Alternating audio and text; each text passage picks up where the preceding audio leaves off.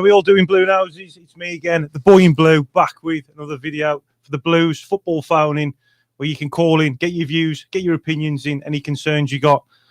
We'll be talking about the season so far, the Bristol City game as well, and I'm sure we'll be talking about the open house as well. So we've got some guests on tonight. Anybody that's watching on TikTok as well, you can watch on the YouTube channel to call in and voice your opinions and concerns. So we've got some guests on tonight. So our first guest on tonight, joining me, is Josh from the 𝒃𝒍𝒖𝒆 podcast. How you doing, son? Not too bad, mate. Yourself? Yeah, I'm all good, thank you, mate. I'm glad now I've now I've got a day off work before it starts again, so I've been a couple of beers tonight, mate. Oh, I don't blame you, mate. It sounds like you need it after the week you've had. Are you all right? Yeah, man, just chilling. So didn't get to watch a Blues game yesterday, unfortunately. Being a photographer, was at 𝒂𝒄𝒄𝒆𝒄, so it was a good day doing something different. But yeah, excited to get into it and see what everyone else's thoughts on the game yesterday were and how everything's going so far. That's it, mate. Superb. Should we get our third guest on? He's a newbie to the channel. Let's get him on. And it's Carl from the 1875 podcast. How you doing, Carl? Yeah, I'm really good, boys. It's good to get you on, mate. It's your first time on the stream, mate. It is, yeah. It's like I'm in awe of a celebrity here. It's really weird. So I really appreciate being invited on. I know we've been trying to arrange it for a couple of weeks now, but yeah, it's good to finally get on. You know me, mate. I do it for the Blue Noses, mate. It's all for the Blue Noses. So the more the merrier, mate. And I enjoy doing it. I love doing it. So we're going to talk about a few things tonight. We're going to talk about the Bristol City game, obviously, the open house as well. We'll talk about Chris Davis and the way that we're playing and stuff and things like that. So we'll start it off with Carl. What was your thoughts on the Bristol City game, mate? I think it's just the same old kind of away game. I thought we'd got away with that. We got out of that at Preston. But for all the possession that we had, you know, we just haven't got that killer edge up front. And it's starting to concern me now, because Davis was saying in previous post-match interviews that he wants to move the ball quicker. He wants to create more chances. And it was completely the opposite again. So, you know, I think in spells, the football's brilliant. And, you know, I think I have to pinch myself sometimes that, you know, it is the style of football is the best I've ever seen down the Blues.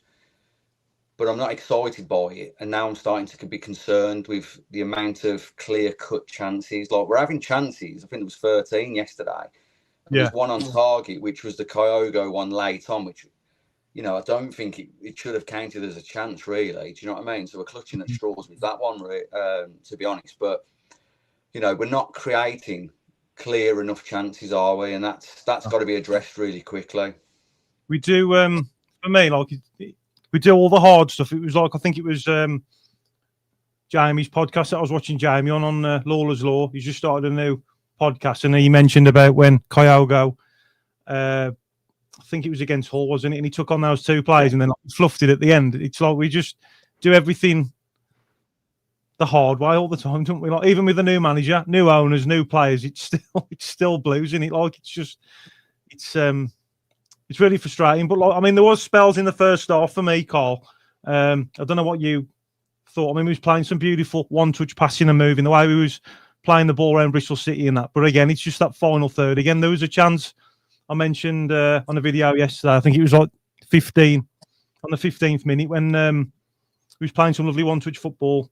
Roberts cutting in from the right, down into the middle, plays it to 𝒂𝒄𝒄. There's a little flick on, and we just couldn't quite get on the end of it, could we? Just outside the 18-yard box.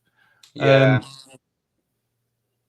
Yeah, I think it's like you say, that there is moments, and there's definitely, you know, we can move the ball back to front really, really quickly, but we just, I don't know, I think we're lacking that confidence, and I don't know if it's the instructions.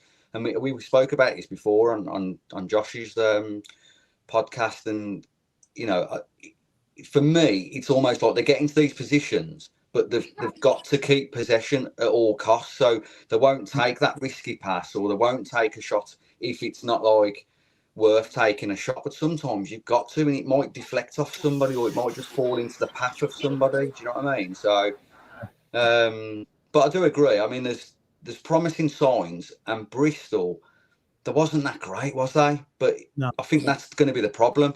I think if teams are going to work us out now, and they're going to sit in, they're going to counter us. If they get a goal, or they get a goal from a set piece, they're just going to sit behind the ball then and go on then, Blues, break us down, because they know we ain't got it in us.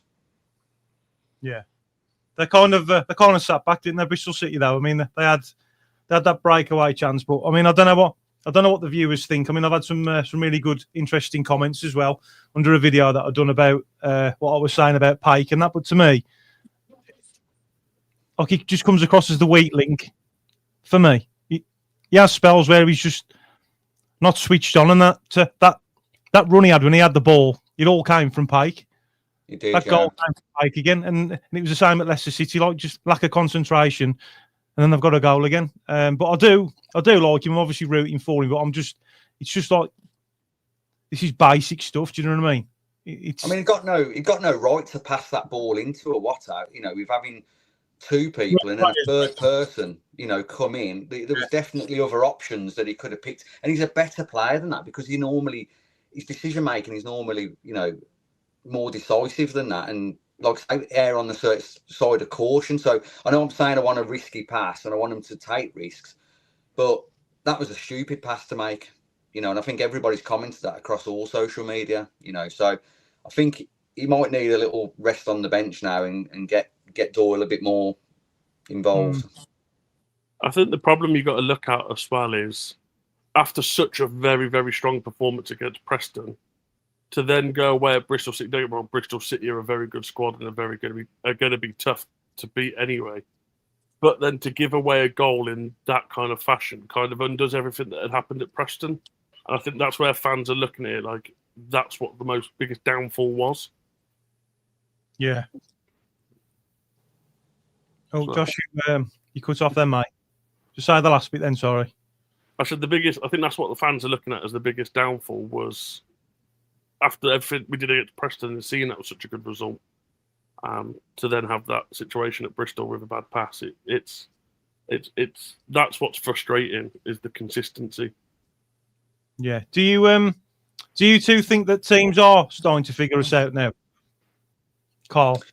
I think any decent manager in the Championship will obviously do his research on our games, and they've only got to mirror performances like, you know, kind of Sheffield Wednesday, yesterday, and just play that type of football, and, you know, pretty much like what League One teams did and just sit in.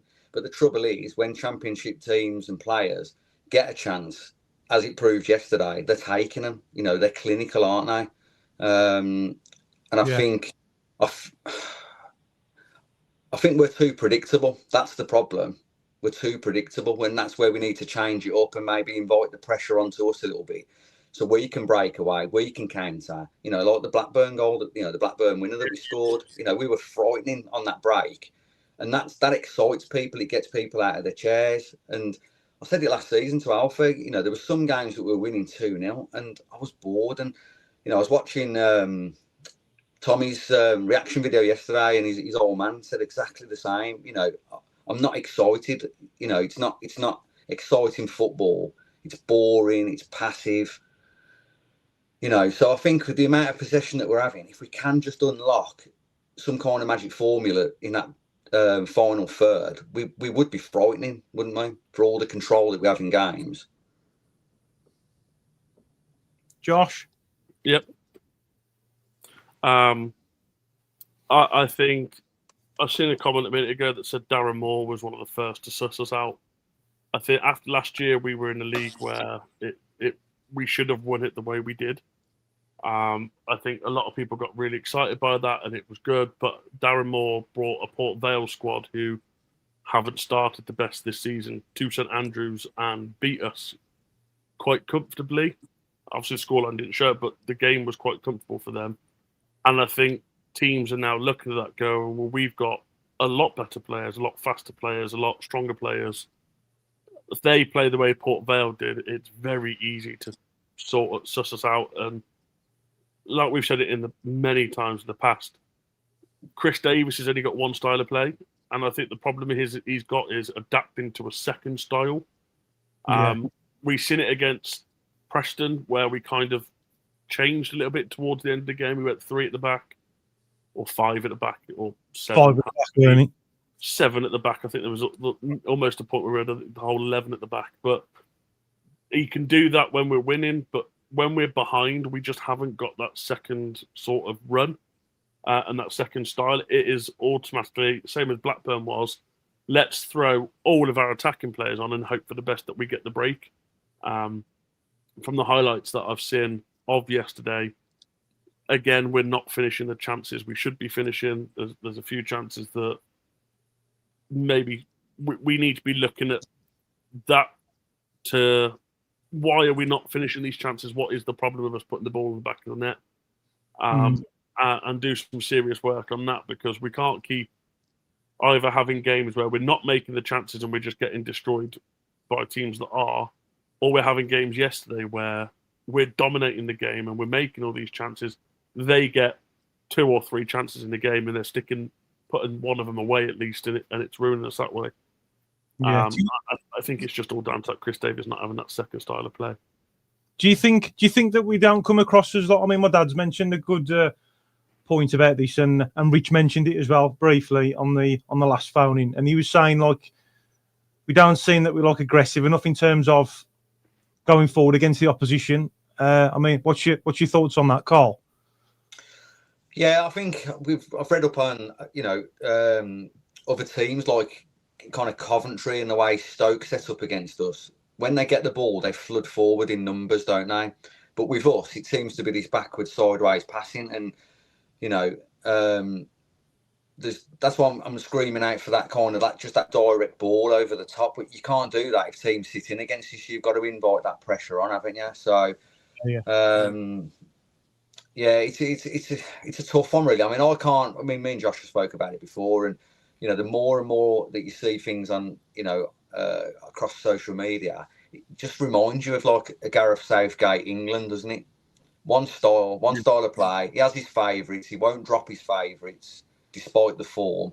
And it seems like no plan B. And I'm a massive Davis fan. For what he's done with us so far, and the identity that we've got, the playing style, the man management, the way he comes across with the media.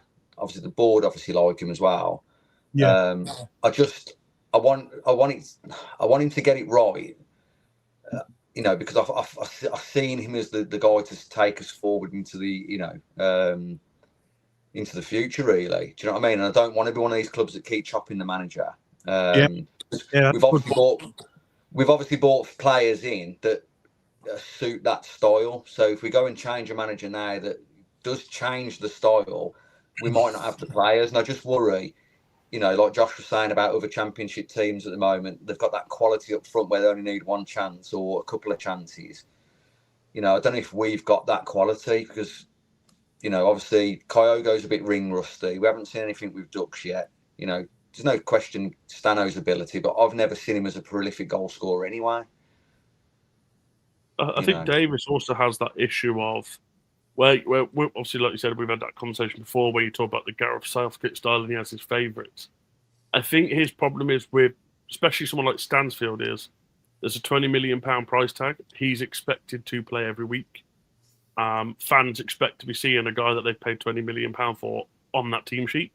And I think he's scared that if he was to drop someone like Stansfield, we'd all sit there going, what have we done that for? We paid £20 million from sitting on the bench.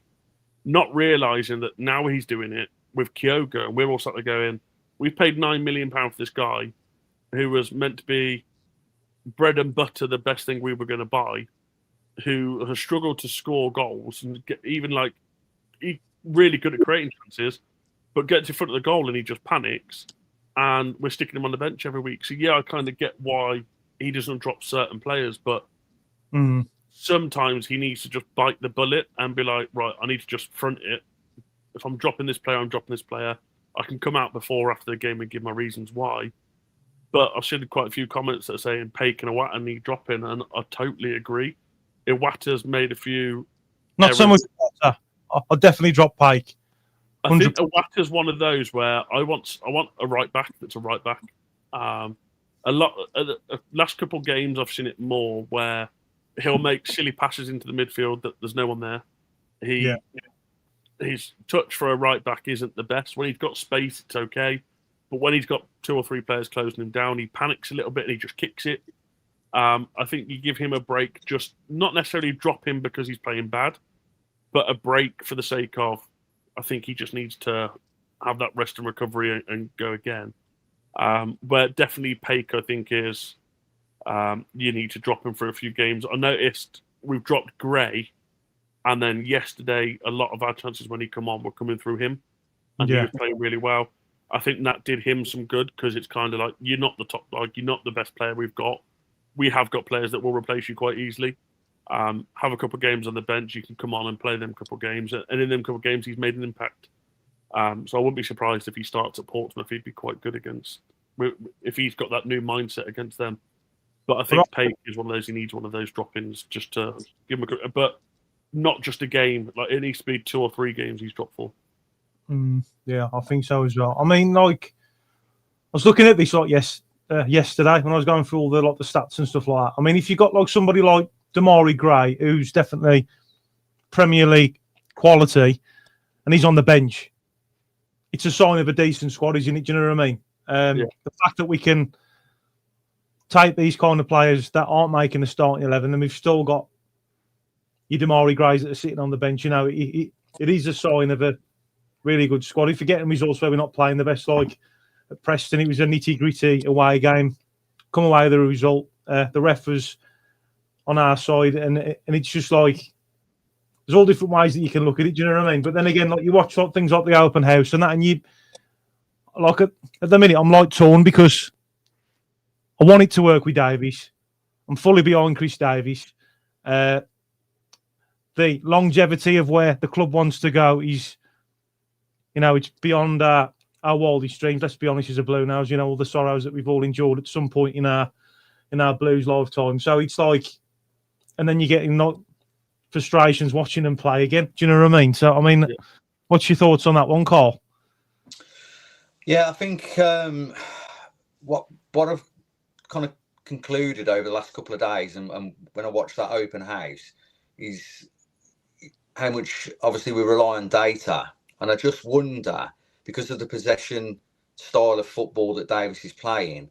You know, he's governed by data. He's bringing players off at 60 minutes, and you know, because that's probably what the physio team and the fitness stats are indicating. But you know, we can't rely on data. You know, for a game of football. I think for maybe scouting players and fitness. Do you know what I mean? But not making in-game changes like that when someone's having a great game. I think when Doyle was playing really well against Sheffield Wednesday, controlled that first half, takes him off, and then Barry Bannon starts controlling the game.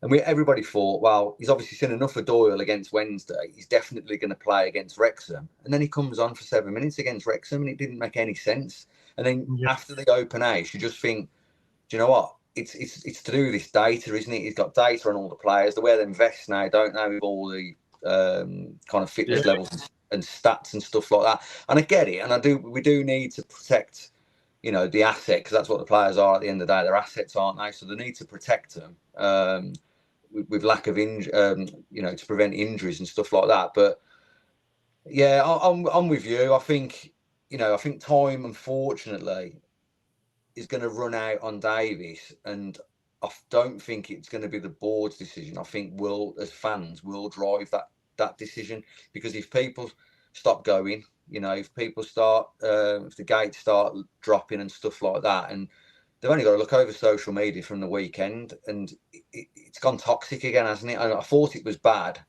a couple of weeks ago about Davies out, but you've only got to look across it now and across kind of Twitter and, you know, all the different Facebook forum groups. You know, it doesn't look great for Davies, but, you know, I think there's still a majority out there that are still backing him and still want him to succeed. But every week, I think that's dropping now. I think it's like 60-40 now, and I think it was more than that last week. And I think every week that goes by that we don't get either a good performance or a good result, I think it's gonna drop. You know. I think the problem we've also got to look at is, like I said it earlier, we went and beat Preston, and obviously watching their game against Sheffield United on Friday, 2-0 down, and they come back 1-3-2. It showed you just how big of a victory that is. You go on social media after, and everyone's like, "Oh my God, Davis in!" I knew he was the guy that would keep us here, and I've got full faith in Davis. I think he could turn it around. Bristol City is a hard game to go and get a result at, but then those same people that after Preston were like, "Oh, he's the best manager in the league, and he'll get us where we need to." We lose to a very, very good Bristol City side who are in the top 6 at the moment, and they're like, "Get him out of our club."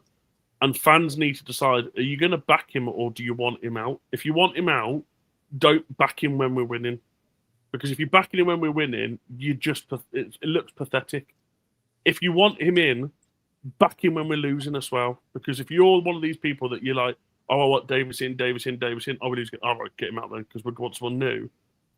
They're the problem with football. I back him, and I will back him until the day he's not our manager.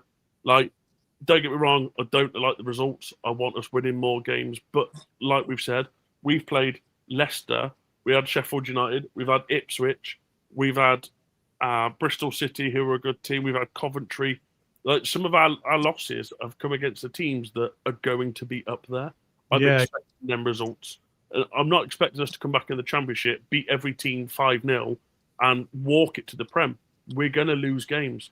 The games that I don't like the results against are, we shouldn't be losing 3-2 to Hull.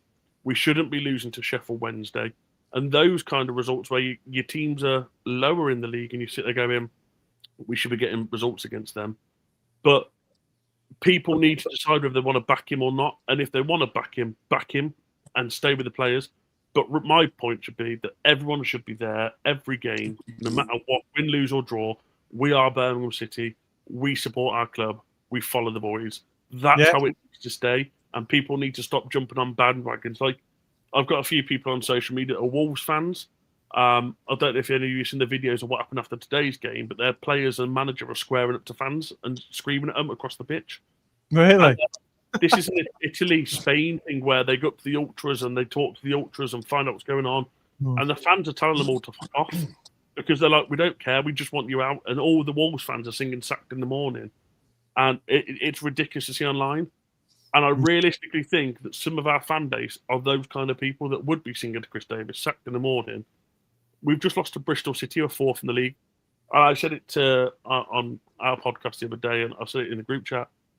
We lost 1-0. I'd be happy with a 1-0 result. If we had gone and lost 4-5-0, then I'd have been pissed. But we lost 1-0 to a very, very good squad who were in the playoffs last season. They're up there again this season. And we're away from home. Yeah, okay, people looking at... We've won 10 of the last 14 games at Bristol City. But like you said, data and stats and stuff don't get you wins. Goals do. And at the moment, our problem is we can't put the ball in the net. Maybe we need to focus on that as fans, of supporting the players to put the ball in the back of the net. Because when you look at Ipswich and we played really well, you look at Blackburn and we got that last result because the fans were there. And even the 2 goals against Hull, 90th minute we go 3-1 down. Our fans still chanting and trying to push on. We get the second goal and you're still trying to push people on. Fans need to back the players just as much as the players need to do it on the pitch. I found an interesting stat as well when I was doing a bit of digging for the Bristol City game, and I was actually looking, and what you got to bear in mind is the start of this season. I mean, let's be honest, the way we kicked off against Ipswich, it was an entertaining game. Yeah, it was Blues in the bag. Blues should have won that game. Blues were robbed. Kyogo, cracking goal, shouldn't have been disallowed. And then we've had other teams like Leicester, Hull. I mean, Hull's like one of our bogey teams. We never seem to do well against Hull, do we? But like, we have had a bit of a hard run. Like, but even so, from 2020, this is our best start to the Championship season since then. Yeah, definitely. But even if you look at that, you got on the screen there, Joe, you've got Coventry, Bristol City, Stoke City, Preston, Hull, Leicester, Ipswich, Swansea, all teams above us that we've played all of them. It's not like we've come up against teams that are at the bottom 3. Like, okay, we've got Sheffield Wednesday, but we haven't come against teams like that are awful. Like, don't get me wrong, Oxford, we got the win against that. We could have scored more goals, but we went and got a win. Sheffield Wednesday was probably one of the worst results we've had. But when you look at Coventry and everyone sits there and goes, oh, we were awful. Yes, we were awful. But there's a reason why they're currently the only team in the whole of English football that's unbeaten and they're top of the league with the points they've got. Yeah. Bristol City, like you see it there, they're fourth. They've lost one in the last six. They're on a good run. Again, they're at home. You've got Preston are up there. Leicester are going to start coming into form, but going to a Leicester away, whether they're on a good run or bad run, they've got the fans behind them and they've got the support, and at home they're tough.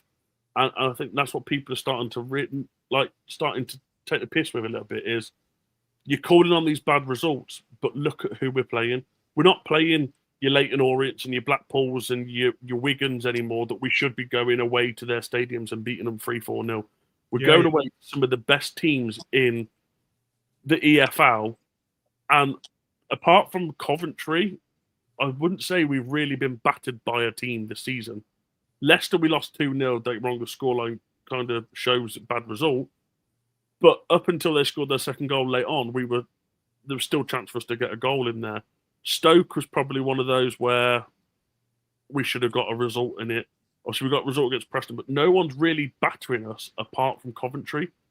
But again, like I've said, Coventry are top of the league. They're unbeaten. They've scored 27, 28 goals this season. They're free-flowing. They're in good place with Lampard. I don't think that's a game to look back on and go, oh, we need to get rid of our manager because we've lost to the best team in the Championship so far. Yeah. I mean, there's some great comments in here, lads, as well. I mean, there's this one. Our players just aren't good enough for this style of play. Carl, what's your thoughts on that, mate? Yeah, I mean, there's an argument for that, isn't there? And I think that was brought up. I think one of the questions on the open house on how they've come about recruiting these players.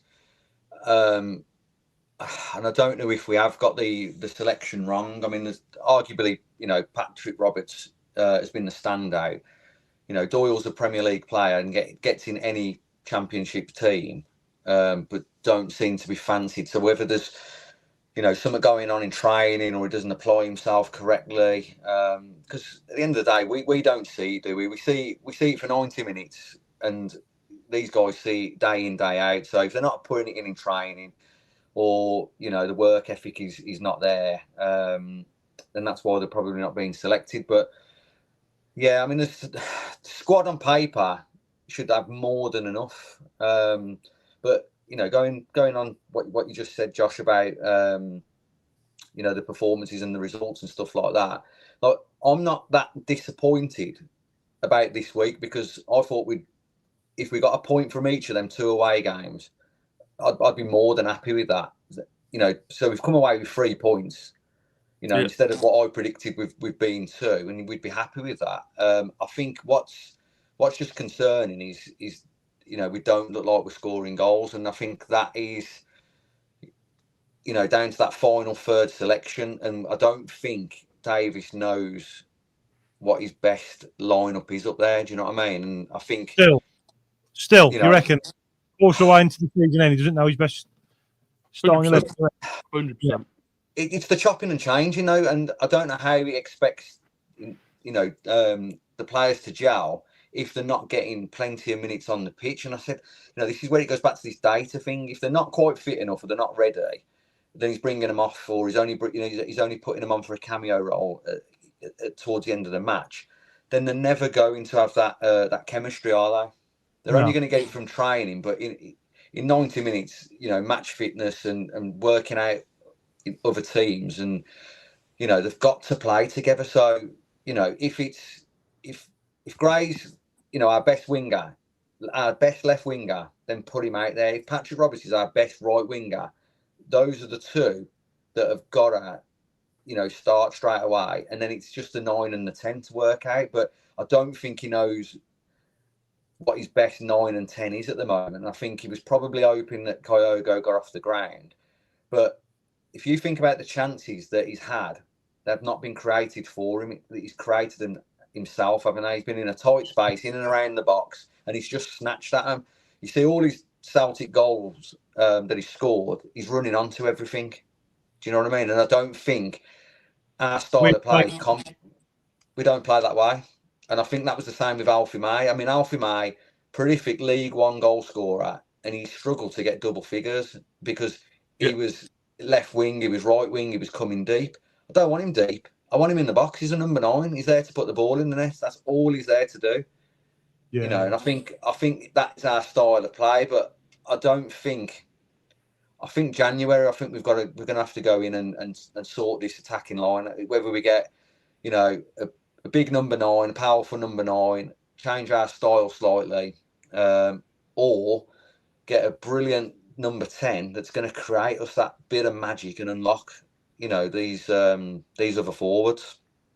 I'm quite excited though after seeing him back on the bench against Bristol. I'm not sure how he did when he came on, but quite excited to see how Dutch now pushes on now he's back from injury, and if he can be that number 10 or number 9 that we need, that he's going to be that strong, powerful player. I'm quite excited that. But it's like I was trying to work it out just in my head. I don't think I can actually remember it, so I'll put it to you two gents. Do you remember the last time that Davis actually kept the same 11 from a squad from the game before? It's a good question, that is, Josh. I can't remember the last time that we started 2 games in a row with the same starting 11. And it's never just... Sometimes it is just one change. But then most games it's 3 or 4 changes. 3 changes here, 5 changes there. Or that cup game, it was like 9 changes. I can't remember the last time we played 2 games, same team. Yeah. I think he's got to rotate. I think he's got to rotate. He's got to rotate because the Championship comes thick and fast, doesn't it? You know, 3 games a week and that kind of stuff. So he's got to rotate the players. But I think you've got to have that core spine. You know, of you know, you've got to be solid straight through the middle of the team, haven't you? And then you can just build around that. But I mean, there's an argument. Like... Go on.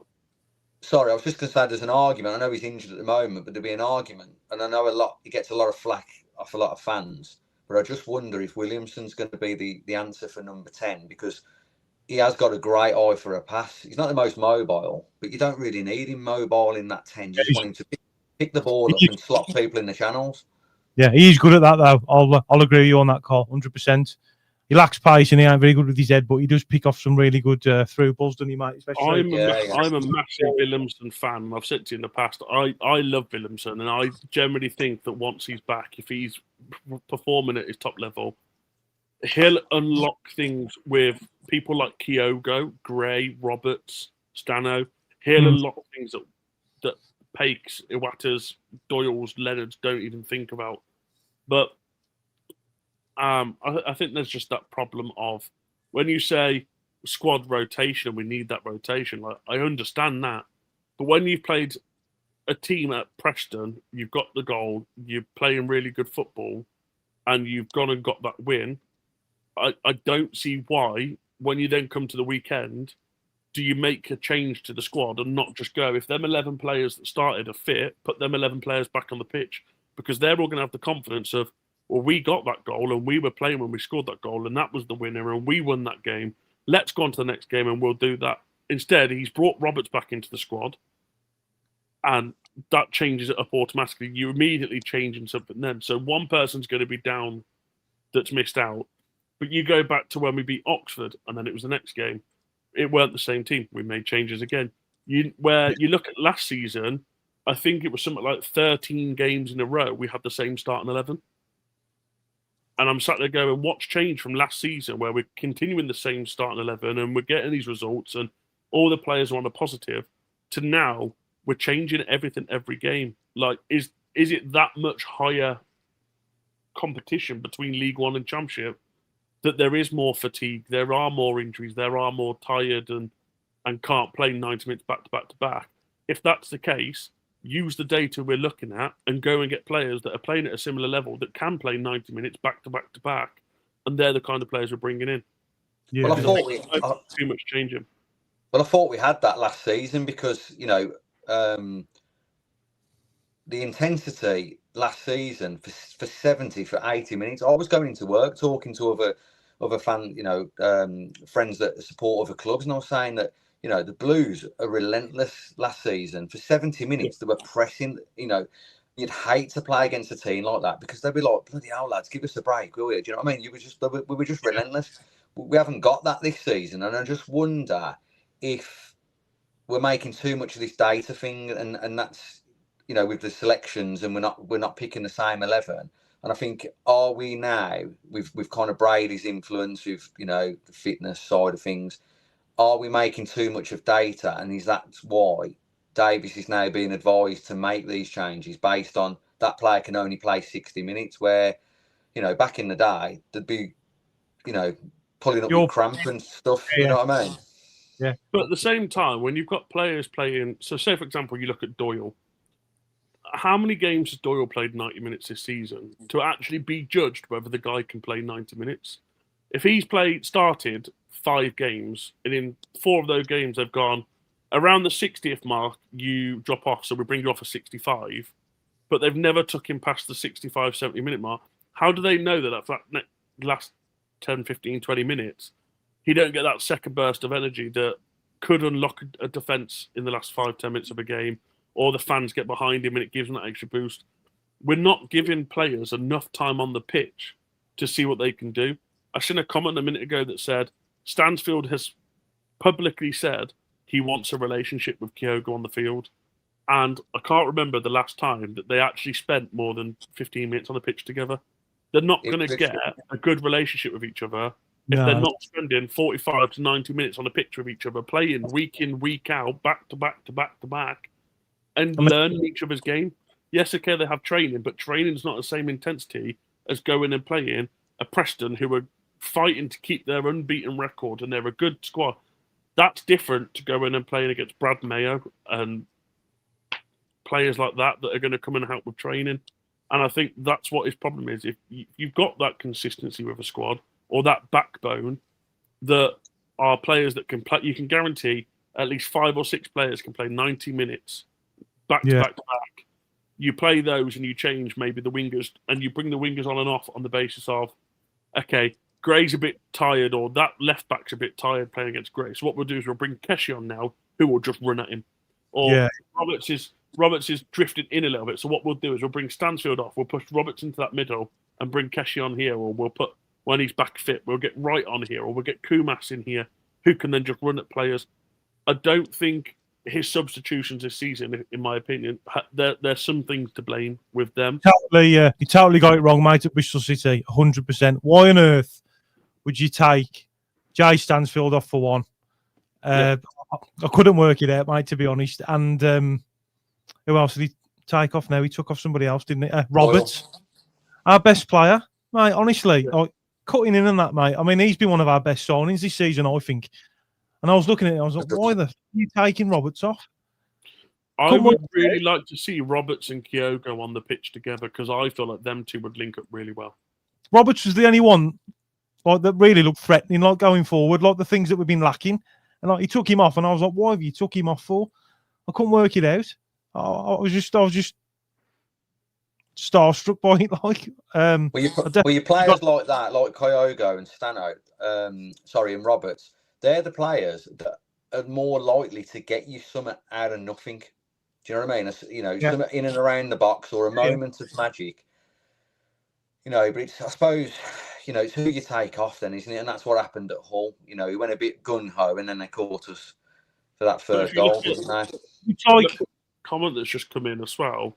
People like Dykes, who gets 10 minutes, and we like to call him Lyndon Dykes because he scores in the 90-minute plus. But that guy has got Scotland reaching the World Cup on his mind. If Scotland make the World Cup, that guy is going to be like, right, I need to make sure I'm in that Scotland team. I need to make sure I'm scoring goals, I'm playing consistent, I'm playing well.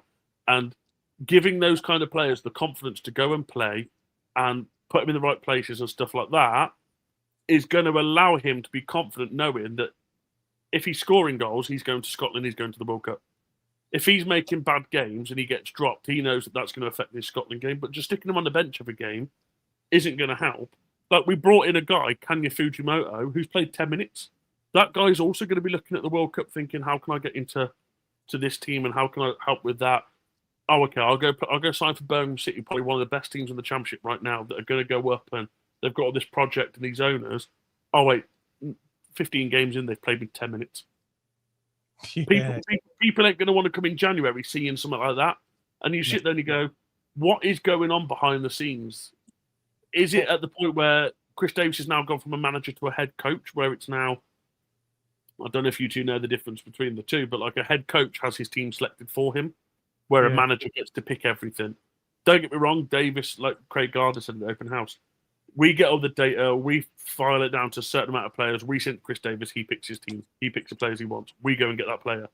That's fine, but is it now getting to the point where he's not allowed to select those players because it's coming from up above? Oh, you need to play this player.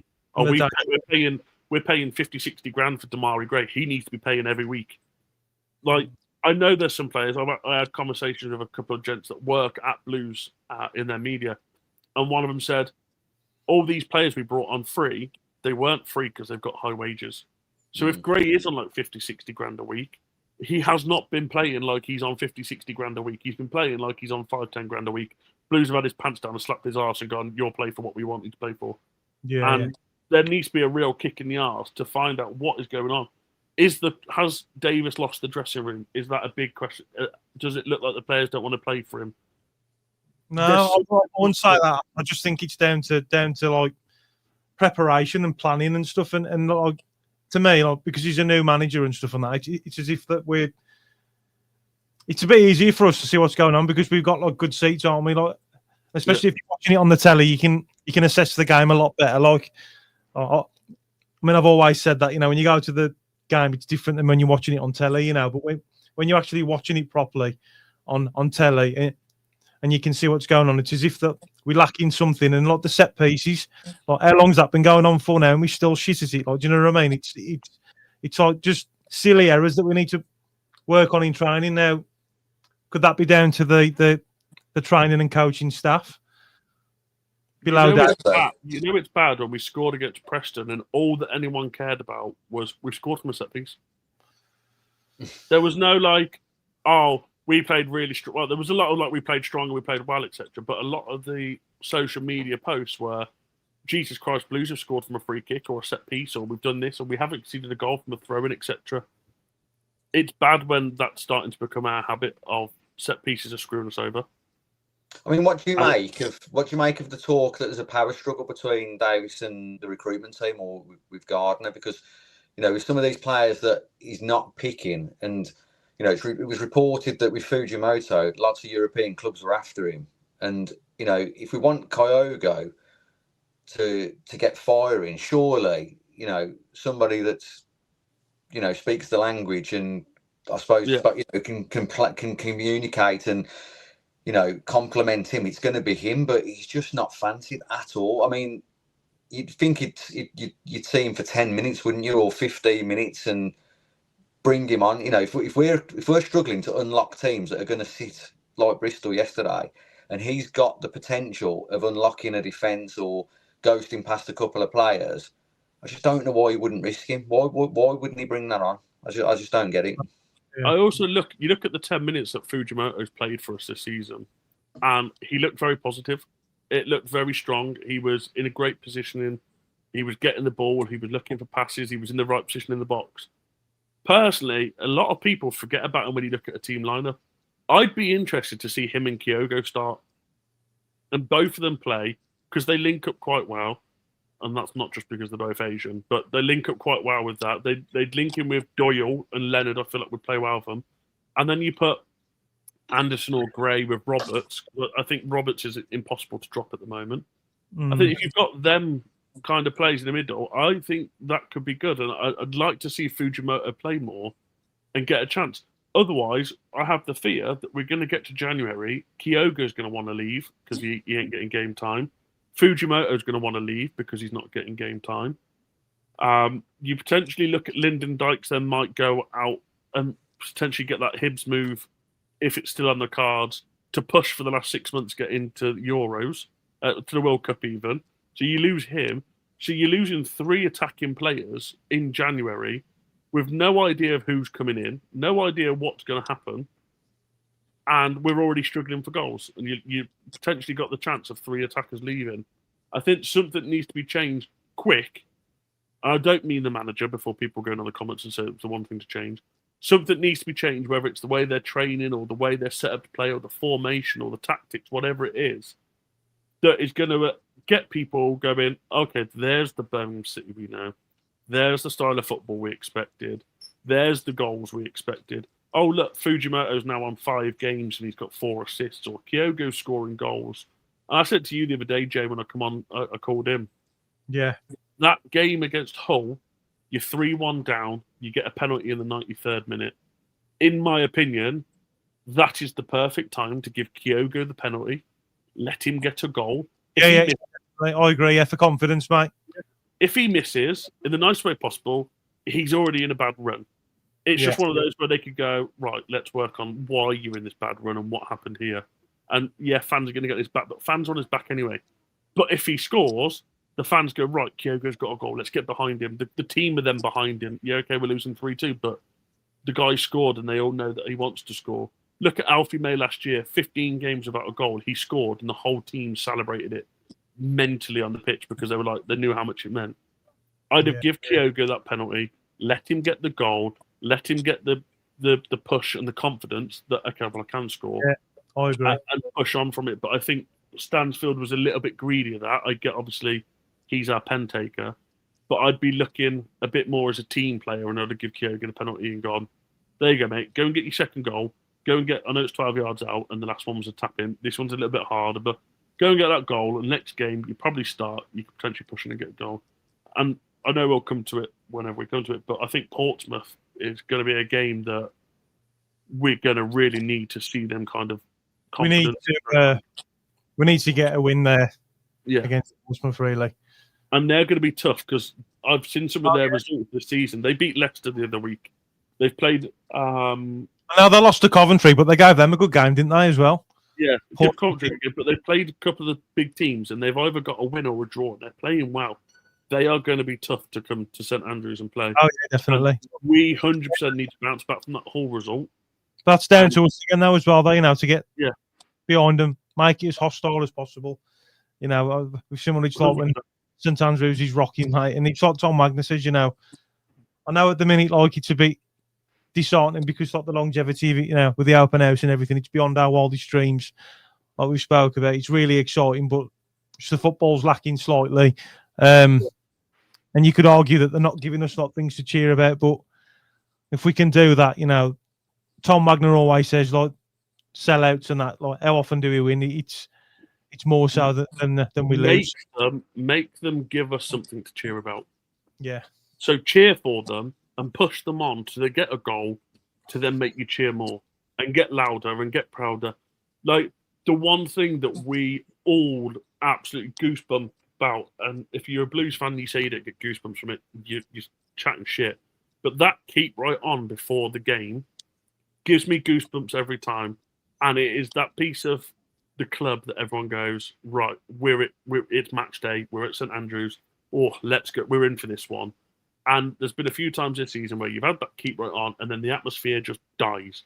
Where last year you'd have the keep right on, you had a big roar, a big come on, and then the next song would kick in, and you'd have the Tilton, the Cop, the Gilmerick, everyone singing, shouting. Where we've gone back to very much of we'll do the keep right on, and then it dies down because there's just no atmosphere there again. And I think that's a big problem as well that we've got is at home we need to be that loud and proud. Away we follow as much as we can, and we sell out every ground, and some grounds like Wrexham will only give us 800 tickets. Where then you get Blackburn that give us 4,500 or whatever it was. We sell out no matter what our capacity is, and we get behind the boys. But even our away games are quiet, and a lot of fans, I don't know if you've seen it all on Twitter for the last couple of weeks, there was a guy put a post out that was like, no matter what, we sell out home and away, and we're loud and we're proud and we're all this. And people are like, do you remember the days where you had 400 fans going away to Ipswich and you didn't sing? That's how Blues are now. Someone put a post up the other day about us being away at Preston and was like, oh, Blues brought the 3rd or 4th highest away attendance they've had this season. Yeah. But we were the worst set of fans they've had because apparently we were quiet for 90 minutes. We wasn't, because I was there. Yeah, like this is We what I wasn't mean. quiet. I lost Yes, my voice. Yes, Carl. I love it, son. It's I lost, obviously I gonna lost fit. my voice. I did, so I was singing anyway. I was singing on my own then. You get a lot of drama that people are going to bring online, and people are going to be quick to shut us down. And I think that's what we need to stop. Where last season, all the drama we got was because we spent too much money and we pissed the league. Where this season it's now turned on to the fans, and I think that's where we've got to swap it now. Of like, yeah, we are at every game. Like, look at the Wrexham game. You've got Wagner speaking to the players. We're at every game. We're singing. We're shouting. Carl was going to Preston away on a Tuesday and losing his voice, which is what we want. But we're at Bristol City yesterday. I think I watched the Sky Sports highlights, and in no point in them highlights did I hear the Bristol City fans. You hear the Blues fans, but again, it's not as loud as what it has been in the past when we've been there. And I feel like we still bring that quiet side to the games, and we need to just be 90 minutes of singing and screaming as loud as we can. Should we turn the phones on, boys, and get the callers in? See what the Blue Noses are saying. Blue Noses, get your calls in. Anybody that's watching on TikTok, Big Tone, we know you come in.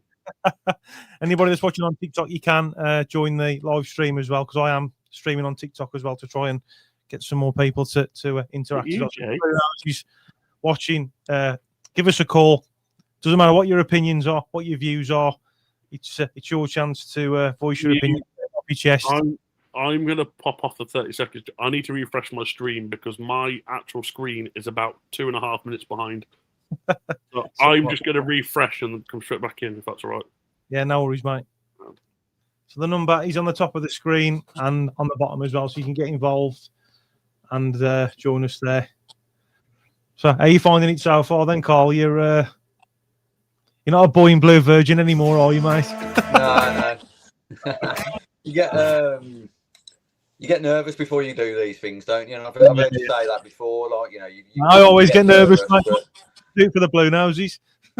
Yeah, you're just having a conversation at the end of the day with your mates, and that's where I kind of just settle into it then. Hello, it's Lee Burke. You all right? how you doing, Lee? You all right, mate? All right, Lou. Yeah. All right, everyone. You okay? You're right, Lee. We're good, mate. How are you? I'm good. Thank you. Yeah. Good. What are you saying then, Lee? The Blues at the minute. We don't need to panic yet. We don't need to panic, Blues. We'll be okay, and Albion will be okay. And this is coming from an Albion fan, by the way, because Blues is his second team. Yeah, we'll both be okay. No need to worry. Okay. Give him till after Christmas. Yeah. I think so as well, mate. I'll give him till at least Christmas. He deserves that, like, minimal, mate. Like, yeah. I get frustrated when Blues lose, obviously, but I think just out of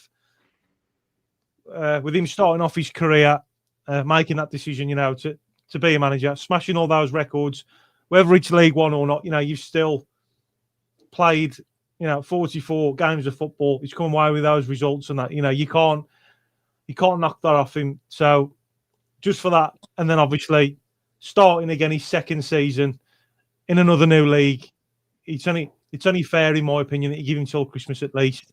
If things don't change, then we'll go from there. But that's only my thoughts. Josh, Carl, I don't know what you think about that, or yeah, I think if we're not in any danger of slipping into the bottom and looking like we could get relegated, I think it gets the whole of this season, and then the club can just address it and reflect on how we've been and decide to make the change then if that's what they want to do, so we can get other players in, get a pre-season under the new manager. But I think if we're kind of mid-table, that's fine. I'm happy with that, because then Chris Davis has got another go then, hasn't he? He's learned. He's had another season under his belt. He's learned. And then, like I say, if we just tweak it with a bit of recruitment and get better upgraded players again, and then we go again. I've said it from the beginning of the season. It's top 10 would have been an absolute bonus for me, because I know what it's like in the Championship, and we're 4 points off playoffs at the moment, and like Josh said, we've played pretty much everybody in that top half at the moment. So let's judge it, like Lee said, after Christmas. Christmas is fair. Let's stay in touch and distance with all the other teams in the playoffs. You know, because you look, you know, Sunderland lost 12 games, gone up. You know, Forest, you know, when they went up, I've made reference to this a load of times. I think they were 15th, wasn't they? And you know, Cooper come in and just galvanised them, and end up going up. You know. So, I think the thing we've got to look at as well is, I said if I've stood by it. I think multiple times that I've been on your podcast, Jay, is I said that if by the November international break results hadn't changed, I'd be like, get him out. Now, I said last time, I think it was 18 points we could gain from the whole game to the November international break. I said I'd be happy with 12. We've got 6 so far. Yeah. Is it 6? 3? Lee? Yeah. I mean, what do you think of these points? What the lads are making? Carl and Josh? I think they're good points. Yeah. They're good points they're making. There you go. We just need to stay calm, and Lee says it all the time, is stay calm and back it. And one for you, Lee, is as long as we can get the result to batter West Brom at the end of November, we're all good. Yeah, I know, yeah. That's going to be a tough game for, I think, for both clubs, to be fair. 4-1 Blues, Lee. We've got Sheffield Wednesday on Saturday next week. Ooh. That's going to be tough because what they did in 24 hours after 𝒒ansiri got them into administration, their ticket sales, their food sales, drink sales, their retail sales, their fans are now fully back in it. And I think they're going to come guns blazing. So that's going to be a tough game for Baggies, having Sheffield Wednesday. You've got a real hard game as well, Millwall. Yeah. Millwall next Tuesday. That's my birthday. Really tough, that is. Easy win on my birthday. Yeah, because they've had a few decent results as well, haven't they, Millwall? Well, they're like 4th or 5th, aren't they, at the moment up there. So tough game, that is. I mean, you look at the league, though, again, now, Carl and Josh and Lee, it's just so tight. I mean, we're 15th and we 4 points off the top 6 you mentioned earlier. It's so tight, isn't it? I've seen something that said we're 6 points above Sheffield United in 22nd, but we're 6 points off Stoke in 5th.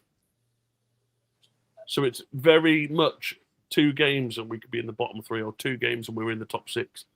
It's Rich always has a thing for saying, don't he? Don't look at the table till Boxing Day, till after Christmas. And I think that's the way you got to look at it, because it's so close at the moment. I'd be giving it till Christmas and giving it till January probably, and then actually be paying attention to where we're on the table. Because, like you said, Leicester have lost to some teams that you wouldn't think they would, and have beat teams, and Hull have got results, and Oxford have got results, and the Championship's unpredictable. I think it's a good one. It's a tough league to get out of. It's it's probably the hardest league to get out of in the fall, and let's be honest. But it's one of those where like anybody can beat anybody. Well, look at last season. Look at last season. 18 teams could have gone down or could have gone up, and it was a wide openish championship that we've had. And people are already making reference that this season now it's going to be even tighter. I mean, there's an argument that Cop and maybe one other might run away with it, but in terms of like the playoffs and down, it's going to be everybody's. I'm not fussed about losing games in this league. I'm more concerned about our inability to score goals. That's the concern, isn't it? That's the concern. So you're not scoring goals, you're not winning matches. What's your thoughts on Baggies and obviously where they're going forward for, Lee? We're 11th, and I think we'll be okay. Cole. Do you reckon you get playoffs? Yeah, I reckon we'll get playoffs. Do you expect to go up, Lee, or not? If you don't go up, not the end of the world. There you go. We build next season. I wish some of our fan base had the same thoughts of Lee, because that is the way that some of our fan base need to be. We don't go up. It's not a big deal. We've got next season. 100%. I had West Brom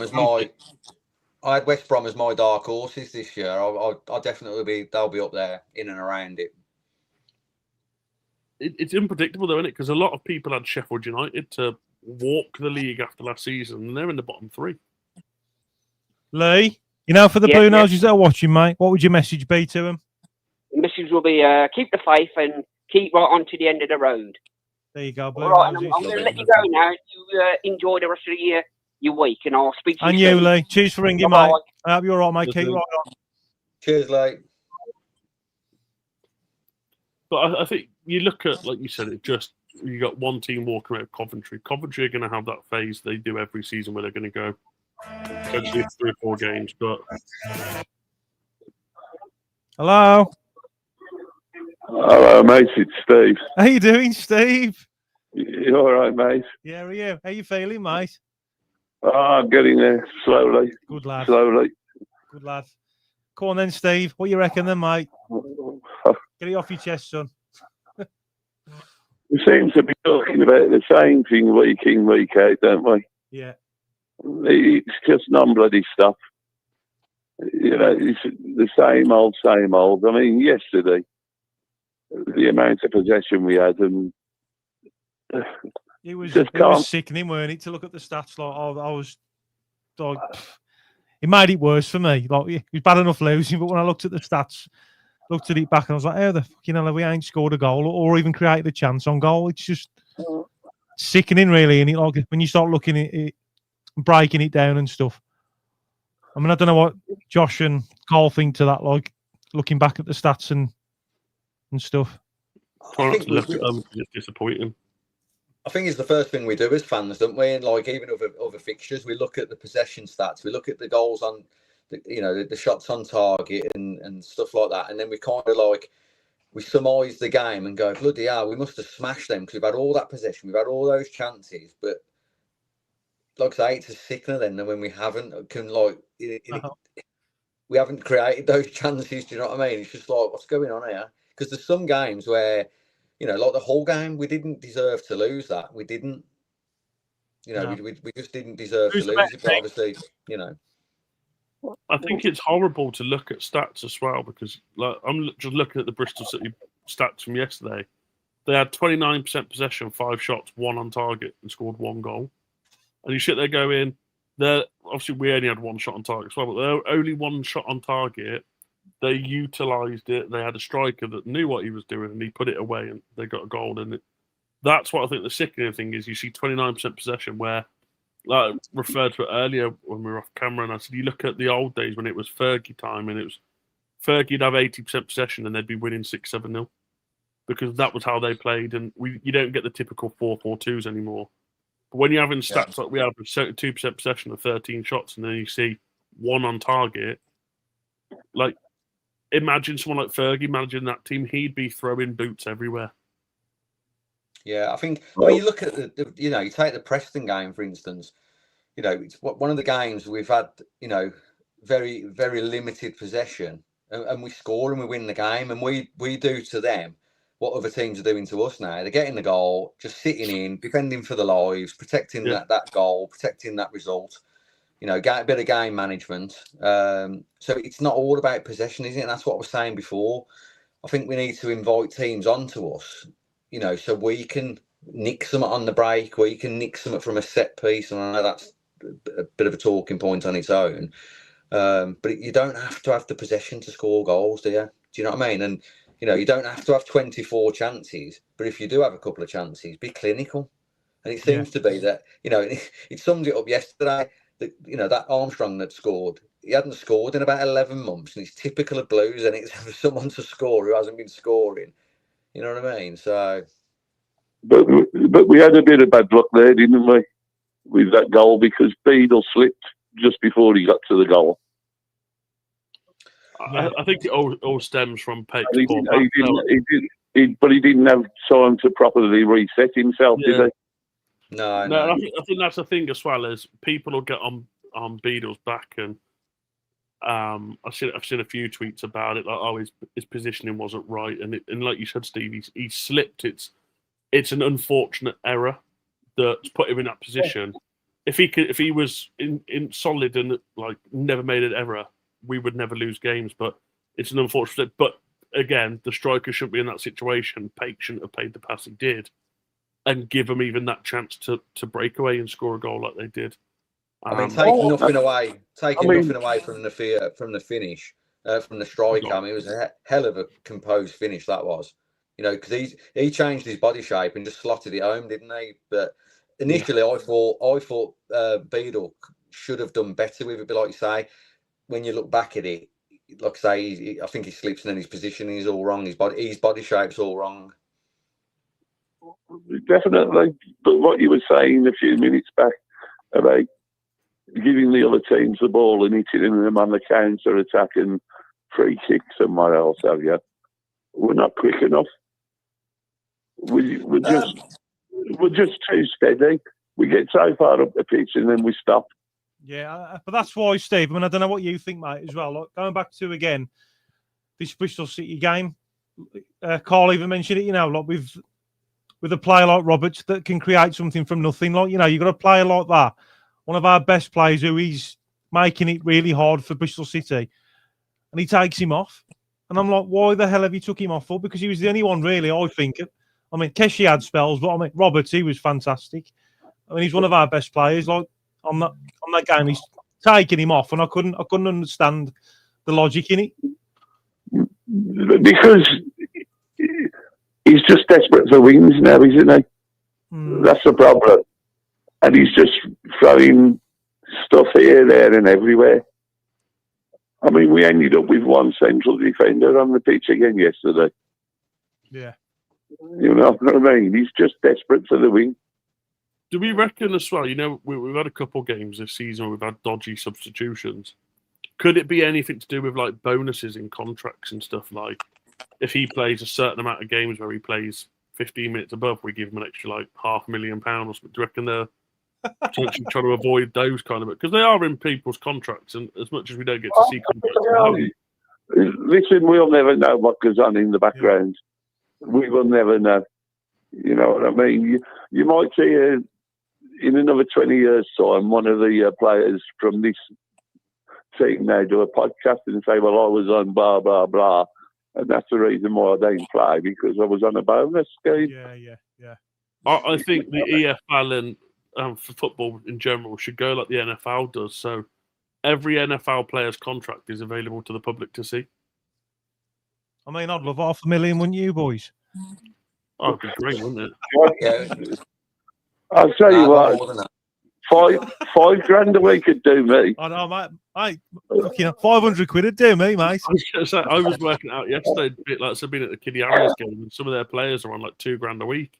And I was talking to the bloke, and I said, mate, 500 quid a week, I'm happy. Yeah.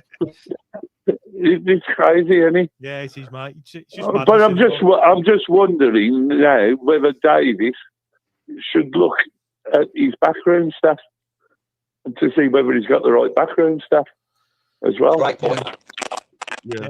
You know what I mean? Because crap at set pieces, absolutely crap. Never feel like you're going to score. I don't know what that is. Then, we got a Dalek on the phone. No, but somewhere. I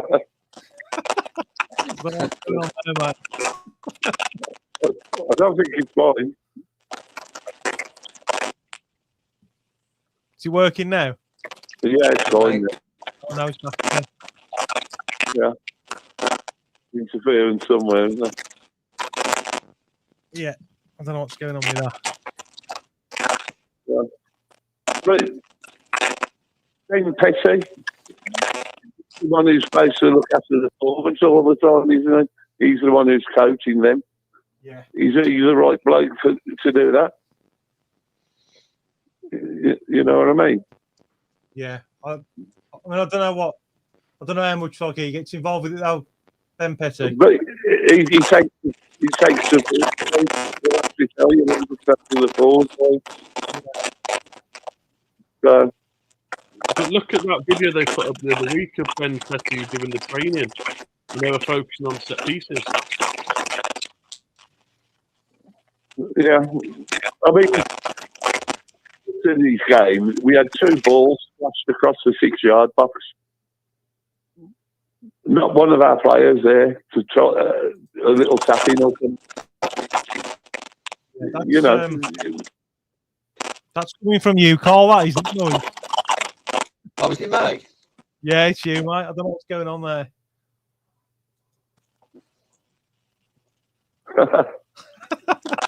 Yeah, I love tech issues there. Right. Let me jump out. Let me jump out. All right, mate. But yeah, I think it's a good point you've made there, Steve. Is I'd be definitely looking at the backroom staff and thinking, if we're not training the way that we should be to be getting the results we need and to cut out the set piece situation, like what are they being paid? Because they're being paid good money as well. Like they're not on player money, but they're on good money to be there and to coach every day and do what they're doing. So what are they actually doing if we're conceding set pieces every game? You watch all these other teams, yeah, and either that's it, the full pace adamant they, you know what I mean? They don't stop halfway down the pitch and wait for the others to turn up. Yeah. They just keep going, hoping somebody catches up with them so they can pass it to them and get a chance out of it. We don't. We stop. Give the other team chance to get back. And that's it. You're defending against 10 players again. You're just not going to do it. Yeah. I mean, I watched the Villa Man City game today. Villa were doing it. They put 10 men behind the ball. But once they got a chance, once they broke. And they created a few chances. That's how we played last season. I think that's what we're missing this season was if we didn't have Clara playing at centre mid last season because we were playing that high, we were backed off. We'd have teams coming at us, and then it'd be like a quick bam, bam, bam, and we're 4 or 5 players deep at 2 or 3 players attacking. Where this season it seems to be like we'll defend deep, and then it's where we'd have that quick 3 passes and we're on the run. We can't even make that first pass or second pass successful without it going back to the other team, and then we're on the back foot again, an extra 10 yards back into our own half. And then you got the other situation of at Preston, we're winning 1-0. He brings off basically all our attackers for defenders at 70 minutes, and you sit there going, for 20 minutes now, you're going to apply pressure. We're asking for goals to be scored against us that way because we've got nothing now to go, right, let's just smash it up to Kyogo, who's just going to run and potentially counter, and we could get that goal. Or we'll give it out to Gray, who could link with Stano and go on and get that goal. I think what we had last season, the way we played, don't get me wrong, yeah, we're playing against not as good teams. But some of those teams we played, like Bolton, made us look silly, beating us 3-0. They picked on how we played. Yeah. But this season, we haven't got that same kind of attitude, that same kind of style, that kind of tactic, and that pressure that we should have had like we did last season. And I don't think we were as that quick, like Steve said. We go forward, Damari Gray, big one for it, runs forward and forward and forward, gets to 10 yards from the touchline, and he stops and he comes all the way back to Clara at halfway line. And he's sitting there going, just whip it across, get that ball in. You might get that lucky deflection that goes in, or it might hit a striker and fall to take your player on. Yeah. Well, I'm glad you mentioned that, Steve. My dad mentioned that to me because, I mean, we're usually on the same wavelength. I'm sure you've heard me talk about this loads of times. But like even he said, like just take them on, just take a risk, just go for it. Like even like someone like Damari Gray with the style of play and not the skill set that he's got, take them on instead of playing it back half the time. Do you know what I mean? And I think that's what Anderson brings. Anderson is very much that midfield winger that attacks. Have a bit of confidence, a bit of aggression in you. Just take him on. His body shape every time they're passing the ball to him, he's facing his own goal. Yeah. You know what I mean? He's not forward facing. So really the only thing he can do is either try and cut inside or pass the ball back. Yeah. You know what I mean? Whereas the others, they're on the turn and they're facing the player up. Gray also has this habit of looking for the tackle, waiting for the challenge, and waiting for someone to go through the back of him to get a free kick. And sometimes you start there going, you've got 10 yards of space in front of you, just run. Take up that space and take up that play. Get yourself further 10 yards forward. You're still probably going to get the same free kick that you're trying to get back here. or you're going to find your teammate that's in space and play it off. But they don't look for the player in space. I was watching it yesterday. There was a few players and they was running into space, but they had it at the back of the ball, playing the ball over the top, giving the players a chance to run onto it. Mm. You know what I mean? It's Stano done it. The amount of times he was making a run and nobody's bothered playing the ball over the top. Look, I said it last season though, Steve, is Stansfield is very good for those runs. And this season, when we've seen Kyogo play, he does the exact same thing. Our problem is centre halves naturally now are a lot quicker. But when you've got a lot taller, so they're a lot of them are like 6'4", 6'5". So that high ball doesn't work. But a lot of fullbacks are smaller. Stansfield has pace on the majority of fullbacks. Just dink it over the right back and play it down the wing and let him run onto it. And Stansfield, you give him a ball of a free space in front of him to run on, he's going to make a chance out of it.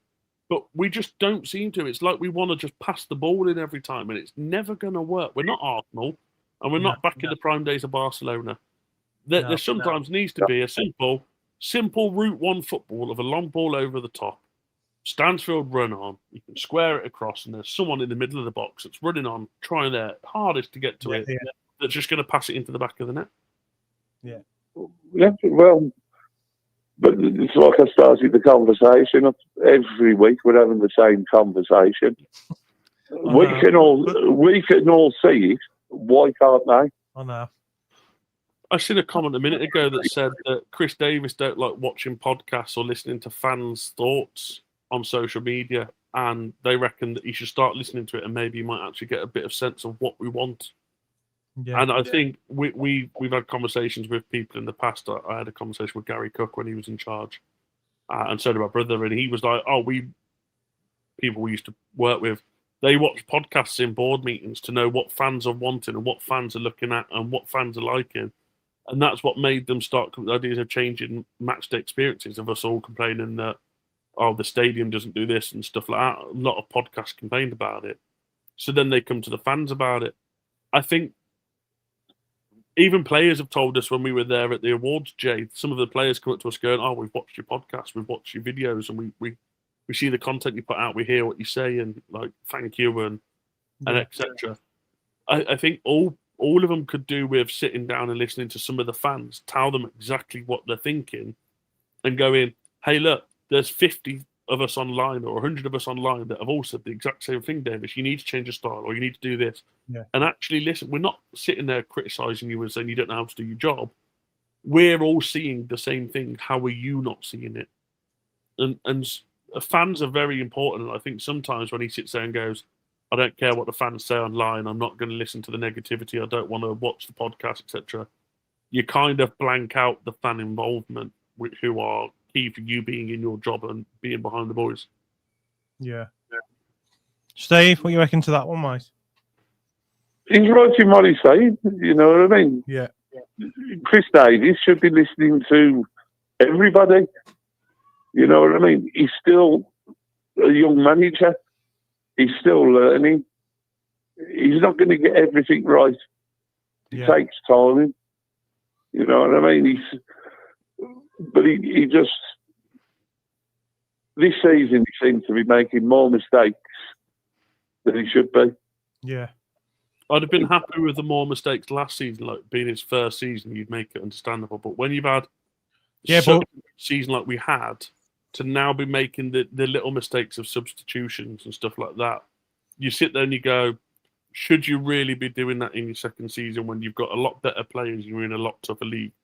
But it's a different league, Josh. And I mean, it was one of them, weren't it? Like going down, it was the main priority of the board to get back up there. And two, as fans, it was just chaos, weren't it? Like from the whole shit show we had the season before. And imagine if he made all those mistakes, we didn't go up, it would be an absolute disaster, wouldn't he? You know, you can make the decision of making the disaster of a poor substitutions that potentially fans don't want, that maybe last season he did make them, but the players we were just too good for the league. That those poor decisions. Now we're looking at going, oh, that was a really good substitution, bringing on Lyndon Dykes on in the 80th minute against Bradford because he went and scored in the 90th minute and got us to Wembley. But then you bring him on every game in the 80th minute in the Championship when it's it's 2 divisions better than what Bradford were last season. Were we a bit blinded the fact that last season was a bit of an easier year, that these poor decisions weren't noticeable as much?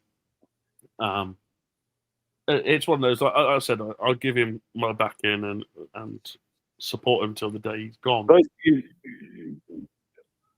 I think one of the big reasons last year is that teams were paying us a lot of respect and sitting back.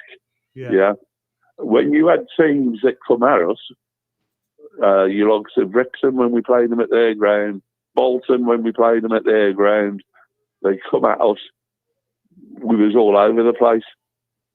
You know what I mean? Yeah. But most of the other teams, it was 10 men behind the ball, rely on the break. But if you had teams that was pushing us, they was finding it a lot harder. I mean, we weren't free scoring last year, was we? No. I think against was it Barnsley when we won 6-2 or something like that? Yeah. That was a good one now, Ernie. Yeah.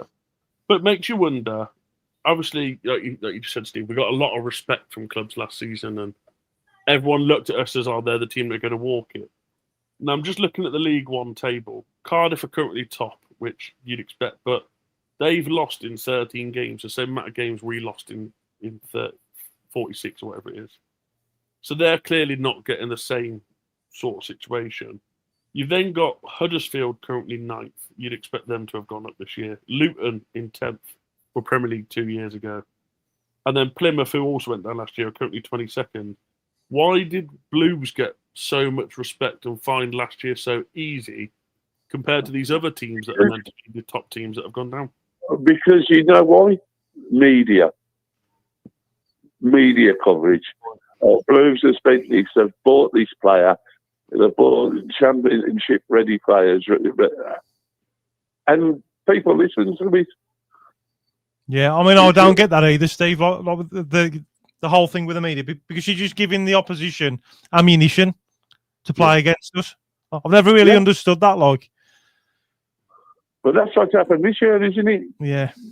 Before the start of the season, Blues will be in the top 6 minimum, maybe pushing for first or second. I'd have quite liked to have seen Ben Davis come on a permanent and Alfie May stay. And us to have played maybe a game like Oxford or Sheffield Wednesday or something with last year's team to see exactly where that team was at. Because I think we brought in better players and we brought in players that are going to improve us. But if we had a team last season that was a mid-championship team, as everyone seemed to say it was, how have we improved and got better players and are still a mid-championship team? It makes me wonder, have we brought in the wrong players completely? Is it they're not gelling? Is it that we over-exaggerated how good our team was last season? Like you said, the social media side of it, a social media blowing smoke up our asses that we all jump on that bandwagon if we were great. It makes me wonder exactly how we would have played with the same sort of team, and maybe you've got like 1 or 2 changes that you make different would be like your substitutions, but I'd have been very interested to see some of those players that we had last year, this year. Yeah. Well, for honest with you, a lot of the signings what they made, they lived up to what they should be. You know what I mean? We've signed them, and they've all come from Championship or abroad. Where Kyogo is a prime example. Look at him up in Scotland, banging the goals in left, right, and centre. Yeah, you couldn't give him a goal now. No. The only player I'd say that's come in that has impressed me a lot that I'm quite happy with, 100% I'd sit there and say so far signing of the summer is Roberts, because he's come in and every game you see him give 100%. I haven't seen a game yet where I wouldn't say he'd give us all in that game. He's quality. He's Roberts. Yeah, but he's another one.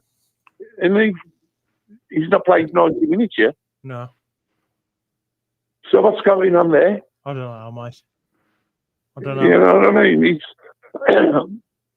I think we brought, The last time I phoned you, Jay, I said to you, are they actually Davis's signings? Yeah. That was an interesting point, weren't it? I mean, did you watch the open house, Steve? Yeah. Did you watch? I mean, there was some good questions that was asked on the open house, and he even touched on the point, didn't he, about people are concerned about his substitution choice and things like that, and why he does it and stuff. But like how he worded that to watching that Bristol City game, I still couldn't quite work out why he made those substitutions, because they was totally wrong, in my opinion. It's absolutely crazy. I couldn't quite work it out. Chase Stansfield, he runs his socks off. Yeah. You know what I mean? He doesn't give the defence 5 minutes, does he? the worst thing about Stansfield is as well, look at the Stoke game. We all knew going into that Stoke game he wasn't 100% fit. He still went in and gave 100%. He got that knock in that game, went into the next game not 100% fit. He still gives 100% not fully fit. And it's the way that he looks at it is, I've got to play football. I've got to give 100% every time I step on that pitch. And I will. Even when he's not 100% fit, he still gives 100%. And that's what we need more of. Players I find at the moment. That's why he's a hero to the Blues fans, because the Blues fans like to see that sort of thing. Yeah. You know, Definitely. even if he's scoring, they still love him for the effort that he puts in. 100%. Hang on, Steve. You know yourself, Steve, with the Blues, mate. Like, you know, any Blue knows it. You know, I mean, this is the way I've been brought up. Like, for me, I've said it numerous times, haven't I, mate, on the podcast and that. I can take a loss. There's fight, passion there. That's all Blue Houses want, mate. I mean, like, even when I even love as well, like, when the when the players are getting stuck in, you know, like making tackles and really important tackles, big gritty challenges, mate. The Blue Houses, mate, they're up on the feet, clapping it, they like and stuff. You know, they love it. Like that's all we want to see. I mean, Robbie Savage, he wasn't a great footballer, was he? No. But he put 100% in and he put them tackles in that we needed. Yeah, he run his socks. He chased the ball all over the pitch. It was like a meatless bloody chicken he was. But the fans loved him for it. Another player that I think fans turned on at one point, but I think coming to the end of his Blues career, I think people saw what he did was. I thought Sunjic was the exact same. He was a headless chicken that run around like stupid. Yeah. Couldn't pass the ball for shit. But he put tackles in when they were needed, and he was in the right place, and he closed down, and he challenged, and that them kind of play. We haven't got that kind of player. In the midfield, we haven't. Stansfield up front, yeah, we have, and Kyogo will close down shot challenges in the ball, and stuff like that. We haven't got that midfield player. No, we haven't. But I think Leonard's close to it. I'll tell you what, Steve, I've been impressed with Leonard, to be honest. You know what I mean? I didn't think he'd be quite cut up for the championship, but he's been all right, isn't he, Leonard? I think he's growing on me game by game. Yeah, and me, mate. And me, I'd rather have him than Pike and Water at the minute, like in the central. Him and Doyle in that 6 role, like Really I said it to you last couple of weeks, and I Jay. Yeah. Doyle and Leonard in that 6 role, they're both great players. And Definitely. I'd have them over Pike and Water at the moment, just because they're both different players but similar at the same time. In a way that one's a ball playing attacking player and one's a nitty gritty will get in and tackle, but then on the ball they're both really calm and they look for that killer pass. Well, it's not the end of the world anyway, lads. Like you said, Jay, we're only a few points off the playoff. Yeah, it's mad, isn't it, mate? It's that time. A good run, and you're up there. Yeah. You know what I mean? I mean, from what I saw of Bristol City yesterday, I don't know how the fuck they're up the top half of the table. I really don't know how. You know what I mean? It's saying as if even when they got possession, they weren't really bothering us. I don't think so anyway. You know what I mean? But hey ho. Anyway, Jay, I better get going. Probably almost trying to get through It's all to right, you. Steve, mate. I love it when you're calling, but don't ever like stop calling in, Steve. So I love it when you phone him, mate. I know it's the same every week, but keep phoning him, mate. It's a long road up the fucking blues. Yeah. Still love my club. That's it, mate. Always the way. Nothing can ever change. And it's good to speak to the likes of yourselves, and it gets it off your chest. That's it, mate. This is exactly why I do it, mate. For this reason. Because you can speak to some Blues fans and you'll say a few things that I've said, and they'll take offence to it. Yeah, no. I don't. I've always been a realist, mate. Like, at the end of the day, you're all entitled to your opinions. The more opinions that are more diverse than that, mate, I love it, like, because it's great. If everybody thought the same thing, it'd be boring, wouldn't it? There'd be nothing to talk about. Some fans you can't have a civil conversation with either. It's their way or no way. And I'm happy to sit there and have a conversation with someone and them to change my opinion or change my mind on a situation. It's just some people you have a conversation with them, they're like, no, Chris Davis needs sacking. You no matter how much you try and have a conversation with them, they ain't going to change their mind on that. Where I've had multiple conversations where, and even in past couple days, where I've gone, I'd give Davis until the November break. I've just looked. We've got Portsmouth, then we've got Millwall, Middlesbrough, which are two massive teams that I don't see us get a point from. Not one of them are an easy game. No, and I'd be sat there going, all right, maybe I'm wrong. Maybe Christmas is probably where I'd be looking and going, I'll change my mind on that because we've got some tough games coming up. And even after the international break, we haven't got easy fixtures. So, to be honest with you, I spoke to you last year, Jay. Yeah. While we was in the Championship, the Division 1. And I said to you last year, if we're not doing any good by Christmas, because Davis will be gone. Yeah, you did. Unfortunately, the owners we've got, they're not going to hang about. No. They don't need to mess around, mate, are they? No, because they made the statements quite a while back now. And the term said, if we're not in the Premier League within 2 or 3 years, we would probably have to have a look at it again. Yeah. I think you've got to look at the situation of they took over the year we went down and they very quickly got rid of Eustace after a good result, brought in Rooney and look what happened there. And then we brought in Mowbray and obviously that health reason, and we brought in Rowett. And I think they looked at it of going, let's give our manager a bit of time, but we're not going to take the piss here. If we're 15 games and we've won 1, we need to be getting rid of him a lot sooner in the Rooney situation. But Davis is getting results. Like, as much as we're not as high as we want to be and not as many points as we want to be, like I said, we're not giving bad games. We're not giving... No, we don't. We don't look out of the only one we looked out of was against Coventry. Yeah, totally agree with that. And Coventry, and the other one would have been Port Vale, but that was 10 changes or whatever it was. A whole team that hadn't ever played together before, load of new players. So I can kind of vouch for that one a little bit more. But Coventry is the only game where I'd say this season we've been proper destroyed, and we didn't even look like scoring. No, but up until the second half, we was holding our own with them. Yeah, we was. Up until the red card, and then we started bringing in a bit of pressure. But like you said, 1-0 at half time, we weren't being battered, and then second half, it all just fell apart. Yeah, 10 men. You know, it's just not going to happen, is it? No. You know, it seemed like Coventry, you couldn't afford to push forward because they picked us apart even more.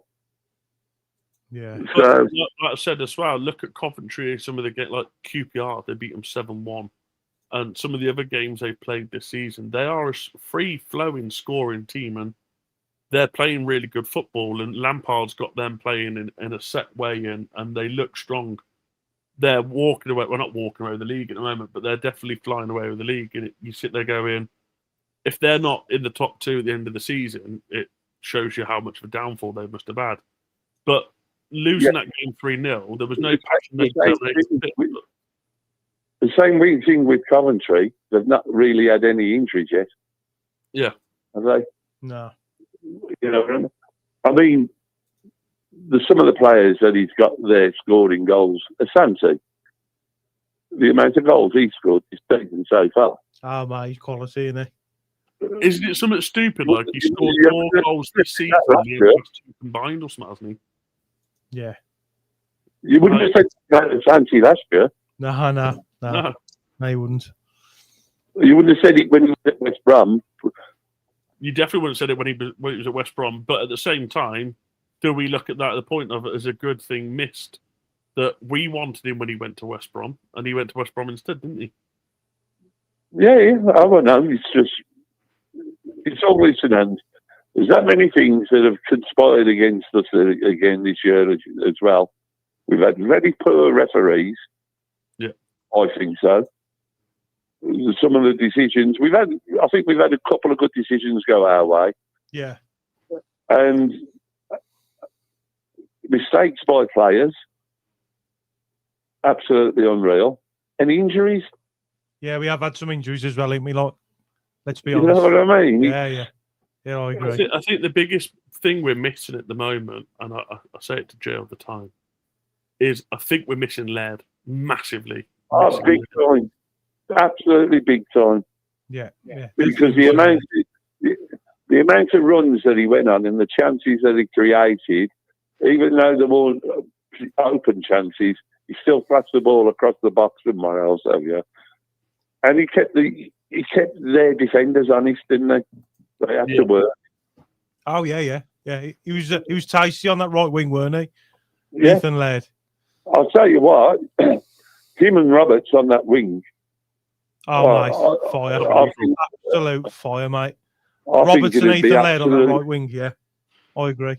I'd be quite excited. I put it in our chat the other day, Jay, didn't I? I said, like, I think Blues have to play with your fullbacks being a set pairing and your wings being set pairing. Now, I'd be having Laird and Cochrane because they're similar styles. Like, they like to get forward, they can get back, and they can defend. Once we've got a fully fit squad and you've got Buchanan, and I think you have Buchanan and 𝒖𝒐 are your pairing for those because they're very similar the way they play as well.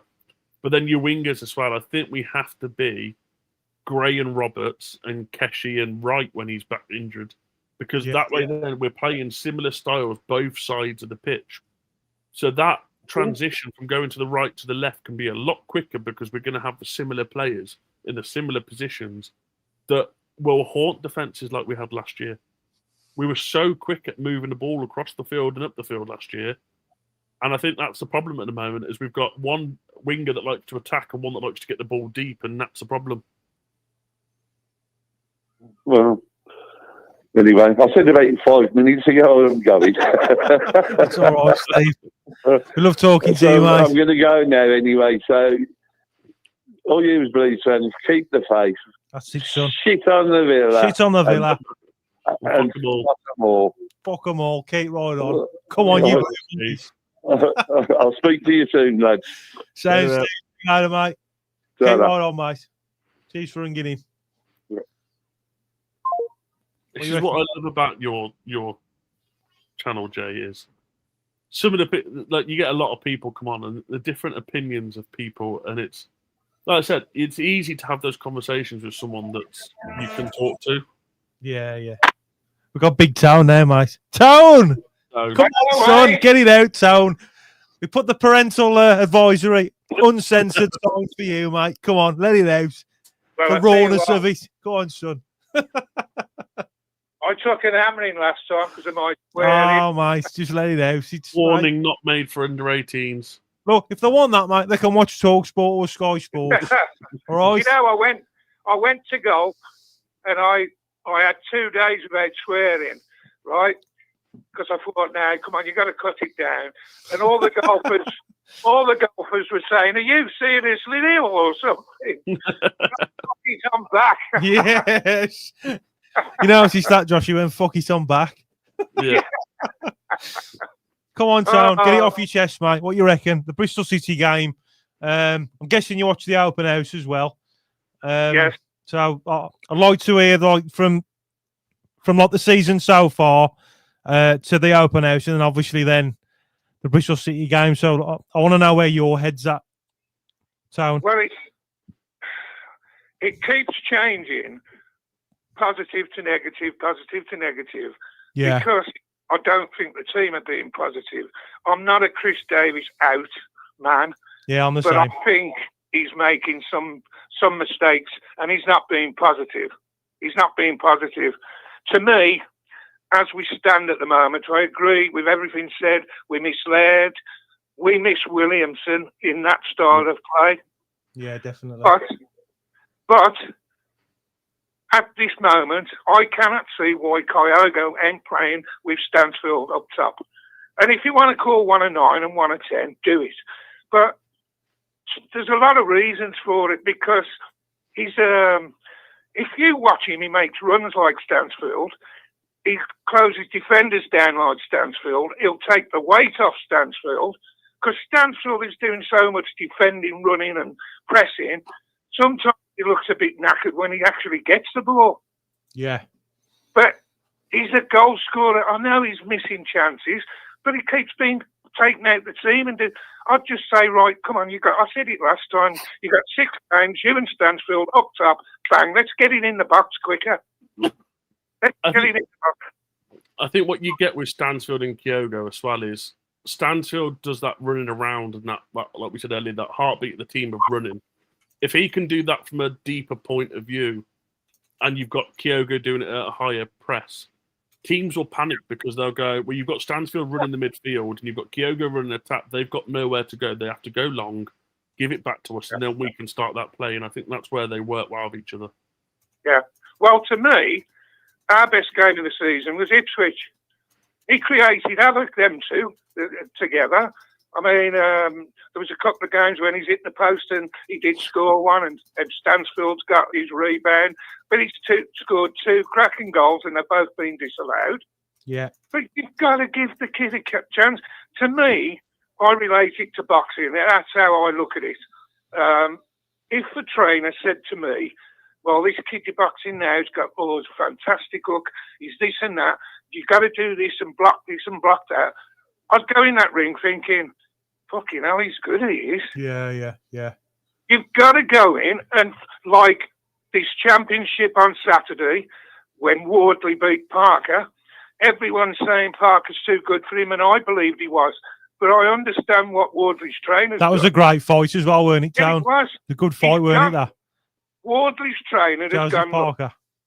you've got the only way you're going to beat Parker, you're going to knock him out. You've got the punch, but you've got to go in and take some punches to get that punch in. And he's done it. Parker's trainer's gone, you'll outclass him, you'll do this, you'll do that. And he couldn't do it because he was surprised how Wardley was and how strong he was, how fit he was, and how he's got I'll tell you what, I think he's got the hardest punch in boxing. So I think Chris Davies has got to look at it that way. He's taught him this way of playing, all the players, and now we've got Newman back. I think the defence is better. If we get Laird back, even better. But now he's got to start saying, right, you got 2 up there now running about into positions, making the runs. Let's bloody hit them. Let's get it in. And you'll be surprised how quick. We'll take some hits and we'll miss and do this and that. But goals win your games. Win your game. Yeah, a lot of people have said that, Tom, but this is a great comment as well, Town. I'd love for you to have a read of this one. So this one's been put on by 3 Spires Paranormal. I like that name, by the way. Right. And it's got the format is there, the work rate is there, the commitment is there, the manager is on top, the midfield and the forwards need some work. Yeah. But I think where I blame Davies is he's got the last third, those top midfield players and forwards worrying about losing the ball. Yeah. You look at Coventry, Lampard's got them going forward in a different way, I'll admit that, but going with confidence. Do what you're good at. And if you lose it, we'll close the ranks and we'll get it back for you. Our last third is, make one more pass. Oh, I can't risk losing the ball there. That's how I see it. Yeah. But Earlier, you look at last season and like Clara basically played as a centre midfielder because we played that higher. We lost the ball back and we didn't let it get back in our half. All of a sudden this season we lose the ball and our defenders are running 15, 20 yards. Where is that high press that we had last year? We've got wingers that are getting round and getting some good balls into the box. Even Saturday they did that. We just haven't got them two buzzing about in the box. We've paid 8-9 million for this guy. Give him 6 games. Yeah. Stop dropping him. Stansfield has had his runs when he hasn't, scored, but they've kept faith with him. But he looks knackered to me. He's doing too much work. Yeah, he is. I mean, Town, would you start Kyogo? Yes. Give him a full game? I'd give... And what I couldn't understand, I know it's going to Bristol, why did he take Stansfield off and put Kyogo on? Town, I've said this, mate. I couldn't work it out, mate, and even Roberts as well. I couldn't work out why he took him off. I think Kyogo has to start against Portsmouth, and I think he has to start Millwall as well. I was more upset with the substitutions than the result. Yeah. I couldn't work it out. I was like, you got Stansfield. All right, he ain't scoring goals like Steve mentioned before you come on, Town. Again, that don't bother me because it's a blue nose, mate. You know what it's like. All he wants, fight, passion, and the work rate. Yeah. Stano gives us that, right? But even so, I just couldn't understand why he took Stano off and Roberts, our 2 best players. Yeah. Couldn't work it out. It's not the first time this season, though, he's took our best player. He did it with Doyle against Sheffield Wednesday, didn't he? And he's best player, and he seems to take them off, and you sit there going, what are they seeing on the side that is making them do these stupid subs? But with Davis, he's a new manager, and he's got to learn. It's like a boxer coming on. I know we keep going back to boxing, but because I've done loads of training and different trainers. You're at fighting right now, ain't you, Town? So Town, man, he's back on it. Go on, Town. When you first get a trainer, he'll teach you how to defend. Yeah. But once he's taught you the basics, he's going to get you attacking and promoting them better punches and the punches where the other boxer isn't going to see. And you don't concentrate then on your defence unless it goes wrong a couple of times. You just go over it. But I think he goes defensive-wise, don't lose the ball, don't do this, every game, every training session. And I think it's in their heads where they're thinking, fucking hell, I don't want to make a mistake here. Yeah, you don't allow people to make mistakes to get anything done. You know, all right, I'll go to golf. if I'm waiting on a 150-yard shot, if I stood there going, oh, fucking hell, what if I go in the bunker? What if I go in the river? What if I go in the woods? I ain't. Yeah. I'm thinking, I don't want to be more than 6 foot from the fucking pin when the ball gets down there. Positive, and I can't do that all the time, but that's how I positively think. Yeah. I like that analogy, Sam. Yeah, I like how to hit the ball when I play golf. I'm shit at golf. Awful. I watch the other guys on the golf course, and they think, I mean, some of them are young, they're 50, you know, I'm giving them 20 years, but they're standing there going, you know, it's a 7-iron or a 6-iron. I don't want to go in that bunker. And I'm thinking, just fucking get up and hit the fucking thing you're going. And they're making the score worse by their thinking. And I think our forwards are thinking, oh, I don't want to lose the ball. I don't want to do that. Yeah. Yes, if he goes 6 foot over the bar, so what? It's a shot. There's been, I mean, what I liked about tonight, Town, I mean, there's 81 people still watching. Comments are still coming in and that. And what I've really liked tonight is the mixed opinions and stuff. And one thing that they've mentioned, which I found bang on about, like being aggressive and stuff. I mean, what's your thoughts on that, Town? Like it's more so going forward, isn't it? Like, yeah. Well, okay. Paik made a mistake. They broke away. They scored. That's going to happen in games. No matter what you do, it's going to happen. Not every game, but it's going to happen. But I still say, if we had led as right back on Saturday, they wouldn't have scored that goal. No. But their guy wouldn't have got away from him. Or he'd have at least kept up with him to put him off more. In fact, we had Newman coming across. You can't blame Newman because he's not a right back. But mistakes happen. Oh, But yeah, if yeah. we- 100%, yeah. If we'd have been positive with two up top, playing that football we do, and get a couple of goals, who gives a fuck then? Because they ain't going to do that. I mean, the second half, I tried to get it on the telly, but it was a bit dodgy. It kept going off, so I was listening to it on Blues TV, and it seemed to me Bristol never got in our half, the second half, but we just pissing about with it up top. We're waiting that second too long. I don't know.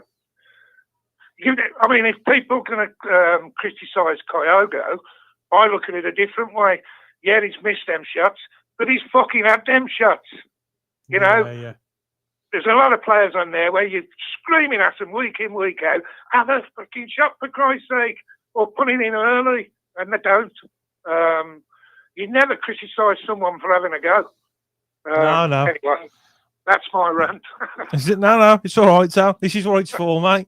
Well, I'm just happy we put the parental guidance thing on now, just so we don't get any stupid comments that are watching it. Right. But yeah, I mean, I totally agree, mate. I just think it's just little teething problems still. I mean, when there's a great comment earlier on, and it was saying like everything's there, it's just little teething problems. If we can just nip them in the bud. I agree. We have got everything there. Everything's and there. Mean, remember, we've got a lot of players to come back as well. But at this moment, we've still got enough if we've done it the right way. Yeah. And another way of looking at it is every decent team, Newcastle, Ipswich, all them type of teams we've played well against.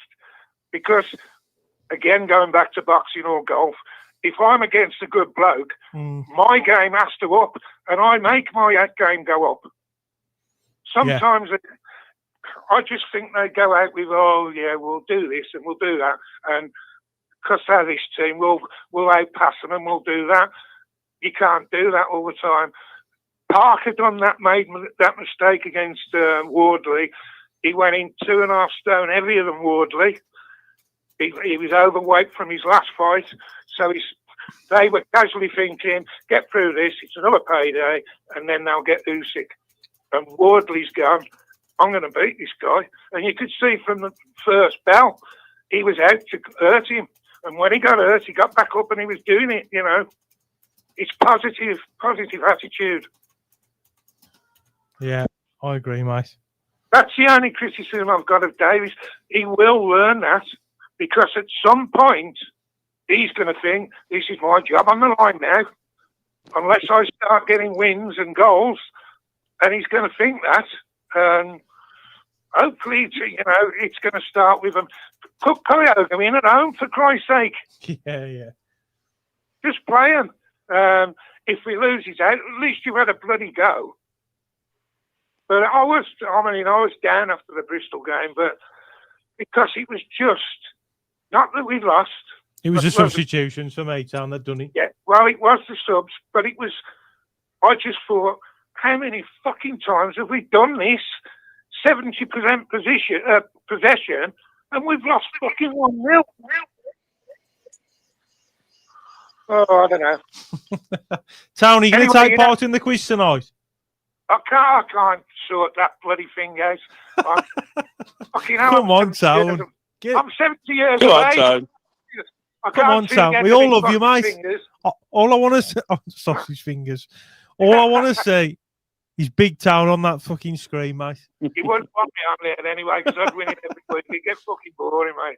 Town, I'm going to come and see you soon as well, because it's been too long. I want to come and have a drive over and see you. Jay. And you're going to phone me tomorrow. Fuck you. I will. You know what? I'm actually going to promise I'm going to phone you tomorrow. I ain't having a go. I will, Tom. What was that earlier? Was Nick under the desk eating fucking crisps or something? I don't know where Nick is, mate. I messaged him. There's supposed to be a few more on tonight. I don't know what's gone on. I think they've all gone AWOL since the Bristol game. There should have been another. Your dodgy quiz is coming up. of people coming on tonight. So we had a good lineup. Nick, I don't know where Nick's gone. Fuck knows where Nick's gone. I meant that noise on the line. Yeah, I know. He's usually chewing crisps, isn't he? Or got some stupid headphones on, or a mic that looks like a fucking dildo at the back of him. I don't know where Nick's gone. And what's happened to his chatting blues? I don't know. I mean, he's supposed to do a live stream yesterday, weren't he? I come on at 6. I waited till 15:15. I said, "Fucking, I'm off." I don't know what's happened to him. I did try and ring him early, but he never answered. Well, he's got his dad now, isn't he? And yeah. What's it, Nick, as well as the fucking name is. No, but we've got to keep positive and. Would you give him till Christmas Town? I'd give, these at least. That's a fair, isn't it? Like, I think so. Yeah. But maybe Brady's got to come across and say, "Look, you're never going to fucking win by doing this. Let's fucking get positive." Yeah. Maybe take something like that. I don't know, because remember, when was it we had the forward coach come in and transformed our forward, Beatty, wasn't it? He come in for one season. He might just take that, because he was teaching them the positive things. How you're a scorer. I don't teach you how to do it. I just want you to try it more. That's all. And like I'll keep going back to boxing and golf, because that's mainly my sports. But Tone, you cannot be negative. Tone, are you watching? Yeah. Hang on a minute. Wagner's about a minute behind, but yeah, I am watching. Tom Wagner's here. All right, go on then.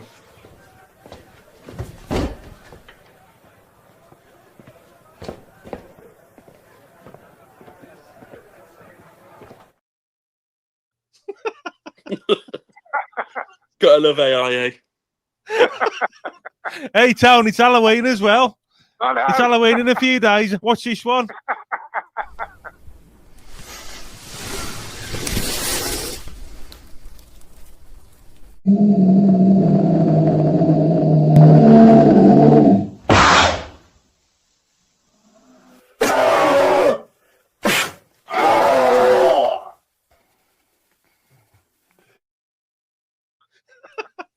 That's just you after a few Stellas, isn't it? Do you like that one, Tone? Fucking hell, Joe. I thought my ex-wife was on there. But we just got to keep positive. Put it this way. When we got relegated, if we'd have fought to this part of what we're at now, we'd be happy where we are at the moment. Because we were shite when we went fucking down. The club was in bits. The club's doing well. I mean, this isn't being morbid. I mean, the club with the new ground and all that is not so much for me. I mean, I'm fucking past all that now, and it'll be too fucking late when it's done, probably. But it's all great for the new supporters. Oh, yeah, definitely, yeah. If they fucking knew what us older ones has gone fucking through, I'll tell you now. Fucking hell. I mean, 1962 was my first game. I can't remember. I probably went to about 5 or 6 matches in 1962. 63 was my first proper season, and that was the coldest winter on record in Britain. But fucking hell, some of the things that have gone on just untrue. But it's just keeping the faith with the team in it. You've got the supporters now have got more going than at any point in Birmingham's history. They've got fantastic. I think they've got the best owners. Well, I can't say that in the world or definitely in the country. There's so much hope. This ground sounds fantastic. That show the other night, fucking hell, they answered everything, didn't they? Yeah. And they're saying now they're going to improve the stands at Everton and Tottenham and do this and this thing about keeping the noise in at our end, and the 2 stands, is it, or the 2 walls or whatever it is, and the roof. Fucking Jesus, a moving pitch. I mean, I haven't been to the Blues ground since they've transformed it, but I've seen pictures of it and films of it, and it's just unbelievable. Yeah, it is. I mean, I'm used to standing up the top of the cup with a piss going over my shoes. That's what Steve Trainer was saying.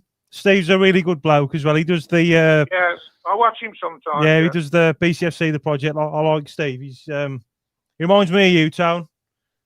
Well, you know, he's just that wise, like, you know, you've been through it and stuff and that, and like I love talking to, you know, my dad, you, Steve. You know, I love the stories and stuff, and it's just like, I mean, I've always said this, like, Town, like with the owners and that now, like this is like your time. Do you know what I mean? Yeah. Well, the thing with like your dad and Steve, we might not agree on everything. In fact, we probably disagree on a lot of things, but we don't fucking, you know, slice each other's fucking throats and argue and that. Everyone's got an opinion. And my opinion is probably sometimes too old-fashioned, but I'll tell you something now that ain't no one more fucking positive than me. Yeah. And I can say that because I've gone through 45 years of PTSD, and I can't go into what I've gone through, but I keep positive every fucking day. And I'm a bit negative at the moment because I'm trying to get 2 dogs. You know, I lost both my dogs and I miss them. But I just ain't getting answers off the fucking kennels and that. I think they think I'm too old or something. No. But I will. I just want to get out walking again. I play my golf. I'm still got my gym in the back at 70, and everyone's going, "You fucking mad you are. You'll fucking kill yourself." Fucking hell. And I look at them and I think, "Yeah, you fat bastard." But it's all right. Them putting photos of I think it's a hot dog. Is there a hot dog on there, Josh, on the chat? I can't really see it. Everybody knows I like a Wagner hot dog. Town at the match. Yeah. Well, I went to the Blues. I can't remember what game it was now. Definitely this season, I'm sure it was. And I had 3 of them hot dogs at the ground. Foot long. I had 3 foot of hot dogs in one sitting. You just like sausage in your mouth, mate. I paid a minute of Jay Stansfield's wages. Cost me 30 quid in hot dogs. But going back to like with Chris Davis and that, like myself, I pride myself on I don't get a lot right. I've done a lot wrong in my fucking life. I've suffered a bit, but I keep going because I'm going to be fucking me, and I'm going to be me. That's it, Town. Remember that Shrewsbury with the gaffer, and I was advising him with fucking money and all that. That's just me. You know, I can't fucking help it. I mean, I'm taking the piss basically, but you can't get these players like, and I'll keep going on about Kyogo, scores for fun, then suddenly say, well, you ain't scoring, so I'm going to leave you out here. I'm going to do this and that. I've watched his Celtic time, and I've watched 83 fucking goals, and he looked free in the box. He was doing things that other players wasn't doing. Yeah. And I think he's got that in him, like the 2 goals. The one against Ipswich was what a fucking goal that was. I know, mate. That annoyed me the most because that was a goal. That was. Yeah, no one else would have bloody done that. It was like a fly, right? It was like a meat fly flying on the side of an horse's calf. Yeah, but remember, Jay. and then the ref blows for a foul. Yeah, and he's 5'2.5" against a 6-foot centre half, knocks him out the way and scores a goal, and they give a free kick against him. But I love him to bits when he comes on the pitch because he's all over the place, and okay, he's missed a few chances, but he's been there to have a go at them chances. And once he goes in, once he gets his confidence, I mean, we've got 2 strikers there, Stansfield and Kyogo, both capable of getting 15 goals each, at least. And we're not utilising them. And yeah, I agree, Down. If he wants to change it around for an away game and play a 10, well, when Williamson comes back, or Dykes, whatever his name is, the German Dutch, yeah, whatever, do that. But we're just doing the same game after game after game, and these managers are sussing it. We've got to start changing it up. Yeah, especially for away games. I agree, yeah. And even if you have to rest Stansfield, give him a rest. When it's, not all the time, but you know what I mean. Yeah. Now and again. All players need that rest now and again. Yeah. But I've had to think about it, and I'm more positive again now because of the phone in town. Yeah, well, you have mentioned, and I keep saying it to the others, but only 6 points off the fucking playoffs, for God's sake. Tell them to phone in town. Hey? Tell them to phone in, mate, that it ain't that bad, is it? Well, I'm more on about the Wrexham fans. I'm just praying for them. You know what killed me more on Saturday? Because up to about 10 minutes before the end, Wrexham were beating fucking Middlesbrough away. And I thought, oh, shit, what am I going to get this fucking week at the golf course? Because they'll come all out the cupboards. I mean, there's only one of them that really goes to the games, and I like him.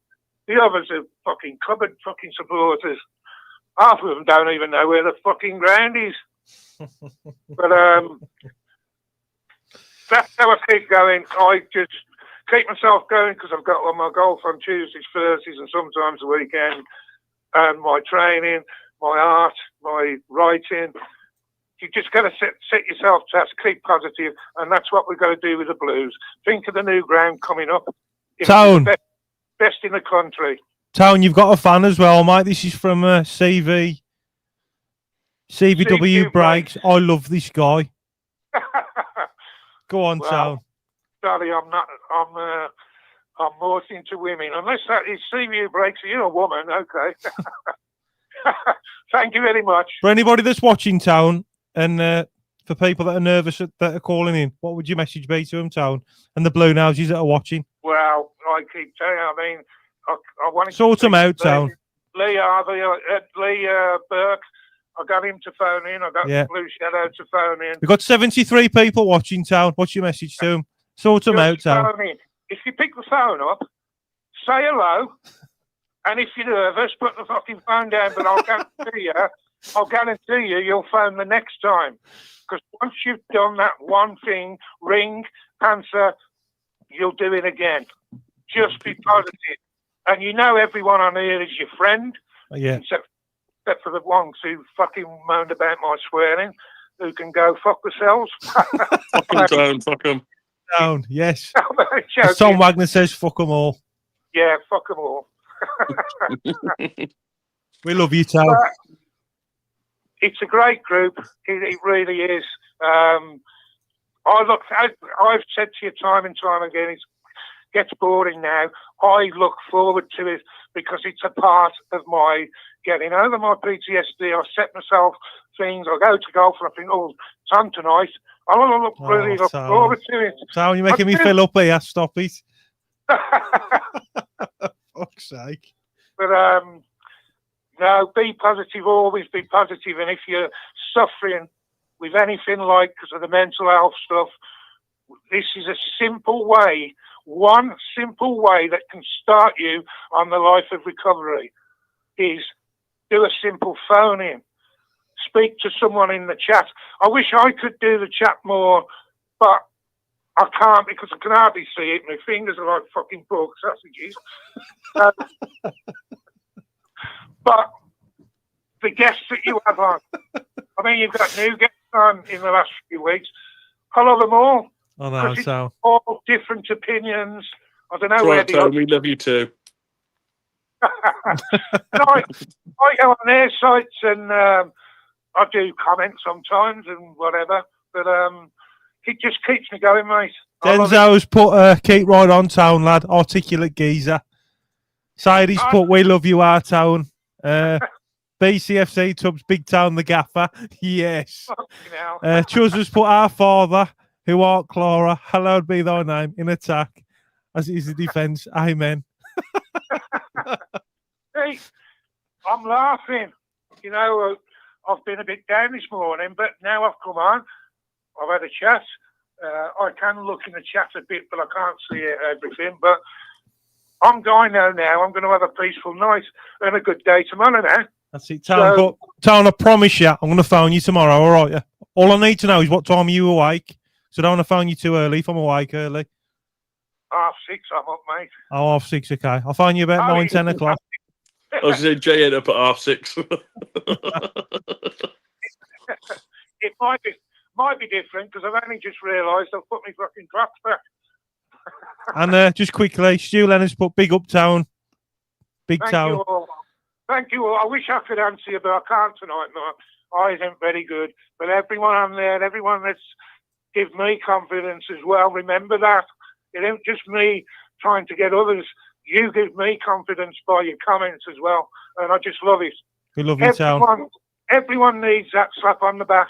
Everyone needs that little saying that sparks you and gets you going. Everyone in the world needs that. So I get nervous. So I get nervous doing this as well, Sam. But the idea of this is because we had some silly comments last week about saying that we're not professionals and all this. So, I mean, this is just a conversation of me meeting you at a pub before the Blues game kicks off. You know what I mean? This is the whole point of doing this. This ain't TalkSport. This ain't Sky Sports. This is just a general going to the Blues before the game, meeting your mates and talking about the game before you go. And that's it. Mate, I've told you before, and I watch quite a few podcasts because all I've got is a Fire Stick. I don't use a normal fucking shit telly because it's all bullshit. I usually go on YouTube and I watch quite a few podcasts, and there's 10 or 15 that I like. There's some that others probably like on here and that I don't like because they probably are a bit too professional. I don't want to be like that. You know, I've had it rammed into me in the army and boxing and football and God knows what else sports. I'm living my life now, and I'm trying at my age now to be the happiest I've ever been because I've got freedom at the moment. Yeah, I have got freedom, and and I keep winning at fucking golf on the bets. So I'm quite rich. I'm quite rich at the moment. I love it, mate. I love it. And I won at the boxing yesterday, a nice bet, and I'm still going to be over the top and say I'm 33 to 1 on Blues winning promotion. I love it, Town. I got a tenner on it, and I've got about 400 quid. Got to be 400 quid in the golf club. Bets with these Wrexham. The Wrexham fucking massive, you know. Sort them out, Town. Well, yeah, I promise I'll phone you in the morning, Town. I promise. And I love you loads. All right, I love you all. Keep right on, Town. Shit on the Villa. Fuck them all. Shit on the Villa. What's your message? My message to Tom Wagner is, I think you're fucking brilliant, son. Yes, Town. Yes. Love it. Keep right on. Up the Tommy Wagner. Come on. Bit of Town. Town. I think somebody else wanted to call in, Josh. You all right for time or not? Yeah, I'm fine, mate. But we've got 9 people joining the quiz, and then we need more people on the quiz. I know. Yeah, we do. Come on, guys. Anybody on TikTok? The Boy in Blue on YouTube, get involved. Get the QR code, get the coding, get on Kahoot. You don't need to sign up. Doesn't cost anything. Get on the quiz. Yeah, you can get on the quiz. I promise. 100% this week. It's not corrupt. Subscribe. It's free. And the quiz ain't corrupt either. And if it is, it's not my fault. Josh has told me. Josh has reassured me. He says, Jay, I've gone through this quiz 5 times. Literally. It's all right. Hello? Hello? All right, mate. Yeah, it's Dan, a.k.a. Mr. Blue in the comments. Yes, Dan. How you doing, son? Not bad, mate. We've got a mutual friend. Carl? BCFC Block 39. Oh, okay. Reese, yeah. Oh, so mate. Yeah, man, Reese is so mate. Good lad. He's a good mate of mine. Been for his years. Dad's a legend, mate, as well. Trev, Tom. yeah. Sorry, his Uncle Tom and his dad, Tom, Trev, yeah. I love them both, mate. Pair of legends. Yeah. How have you been? You all hear me okay? Yeah, so mate, perfect. It's great you've called in, mate. So, mate, no, just because obviously I joined earlier and someone made a really, really good point earlier. I think I can't remember who it was, but someone said last season we went on that mad run was because we kept the same team for a good dozen or so games. Yeah. And I literally completely agree. That's what I was thinking. You know, every week he's chopping and changing it. And he does. But it's like last season, the reason why it clicked after that Shrewsbury game was because every week was the same game. I know injuries can't be out, but I do think when you're chopping and changing the back four, you're chopping and changing up front, even in goal, because Allsop dropped a clanger against Sheffield Wednesday. You know, it does keep them unsettled. Like you said about Kyogo, he's, you know, I'm not entirely sure he can speak fluent English, and obviously his confidence is low because he ain't scored. So every time he's on, he's going to be rushing at everything, isn't he? And it's like, you know, it's like that whole chance. He's flashing at that, but when he's at Celtic, he'd have buried it. Yeah, you know, I said it last time I come on though, Bud. I said, look at Stansfield at the beginning of the season. How many games did we have where he was without a goal and he'd get a chance and he'd just fluff it and put it wide because he'd rush it? But then he got that goal and he scored, and it kind of settled him, and he went on a couple of games scoring. But like I said, Kyogo needed that penalty against Hull. That penalty would have been key for it. And I was looking through earlier because I said about obviously the team's not changing. I think only once this season we've gone back-to-back games with the same 11. I think weren't that the first two games as well? I think Blackburn and Ipswich won it. I think it was those two. The only difference was we had Sheffield United in the middle, which we changed up for. But apart from that, it was those two games were the only two games we've gone the same 11 for. And you can't keep switching and changing because players can't gel with each other. And as much as people say, oh yeah, but they train together 7 days a week or whatever, they might do. But playing in a game, like I said earlier, playing against Brad Mayo and your second squad or whatever is completely different to playing against a high-pushing Preston squad that are playing really well at home and playing against a Bristol City squad that are fourth in the league. And that's our problem is too many swaps and changes. Even one change throws the team completely off. Yeah, you're right, mate. Yeah, That's I what agree. And that's what I was saying about last season. It is true when you said it. I think we lost to Shrewsbury, I think it was, and then after that we went on that mad run. Yeah. And it didn't change the team at all. As I say, injuries can happen, maybe, but you can't keep chopping and changing the back four. How on earth they're meant to become a partnership? Clara and Newman, Clara and Robinson. I had a look earlier before I come on about the starting, obviously, because I was looking at the team change all the time. In our run last season, when we went, was it 19 games unbeaten? We changed 2 players 19 or 18. in them 19 games. We changed 2 players, and that was in one game. Yeah. So I mean, for me, it's got to be Newman. Yeah, it's got to be It's got to be Newman and Clara. Cochrane and 100%. Laird. I think that's your back four. Yeah. Yeah, definitely. But even Cochrane, though, I mean, I love him, but he ain't doing it for me. I think weird, Buchanan's going to give him such a challenge when he comes back, and I hope we get Buchanan back for a long time because he needs it. But I mean, Josh, I love Buchanan, and I don't know what you feel as well. Is it Dan? Sorry. Yeah, Dan, mate. Yeah, I mean, I don't know how you feel about it, but I mean, I don't think Buchanan's really going to recover from that injury, to be honest. Mate, that's literally what I said the other week. I don't think he will, mate. I mean, his leg folded inside itself. I mean, ever again. I really don't. It's a sad thing to say, but yeah, I don't. I really don't.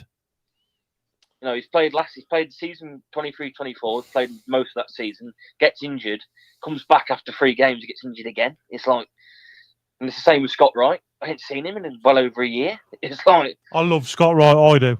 Yeah, Scott Wright, I know he did his ACL. I know that's a good 12-month out injury, but players have come back from ACLs. But I'll tell you what, I went to the Rangers game, the friendly at Blues, and it was when he actually scored the goal against us. And I said to my dad, even before he was even interested in him, I said to my dad, I'll tell you what, he's a cracking player. He is. And when we went in for him, I was really excited. And when he scored, it was that game against Shrewsbury, when he scored 2 goals, weren't it? Was it 2 or 3 goals he got all? An assist and 2 goals, I think, yeah. Yeah, it was, weren't it? Yeah, mate, he's quality, mate. I think he'll go down in history just for the fact that the limbs he gave us against Wigan. Yeah. But I don't think both of them can come back, though, because I'm sure, unless I'm wrong, we've only got 1 spot left in the squad.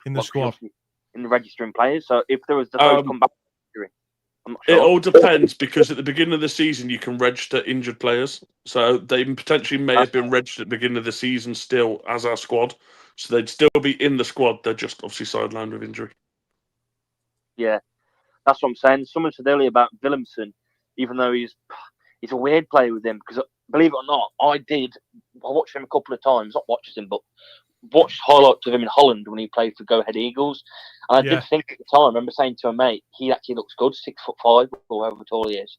Then we signed him. But let's be fair, Go Ahead Eagles are just a great team, aren't they? Oh, no, yeah. You know what makes me laugh, though, with them, though? That the Vile play a team called Go Ahead. They actually get a goal to go ahead and then throw it away. I know, but it's just like with Williamson last season. He looked really good for the first 6 months. Then he's fell off. Yeah. And he's really intricate and he's really clever. And I think Davis obviously fancies him in the 10. So I think him being injured, said it. Him as a 10, he's a great player. And the beginning of this season, before this miraculous injury came out of nowhere and he got injured, I said that we potentially had got Williamson or a better Williamson than what we had the start of last season. That game he played where he set Kyogo up for that chance and he fluffed it, he played really well in that game. And some of the games he was coming on, I could see the Williamson we had original when he first come before the injury last year. I think when he comes back from this injury this year, it's going to be massive. And he is going to be...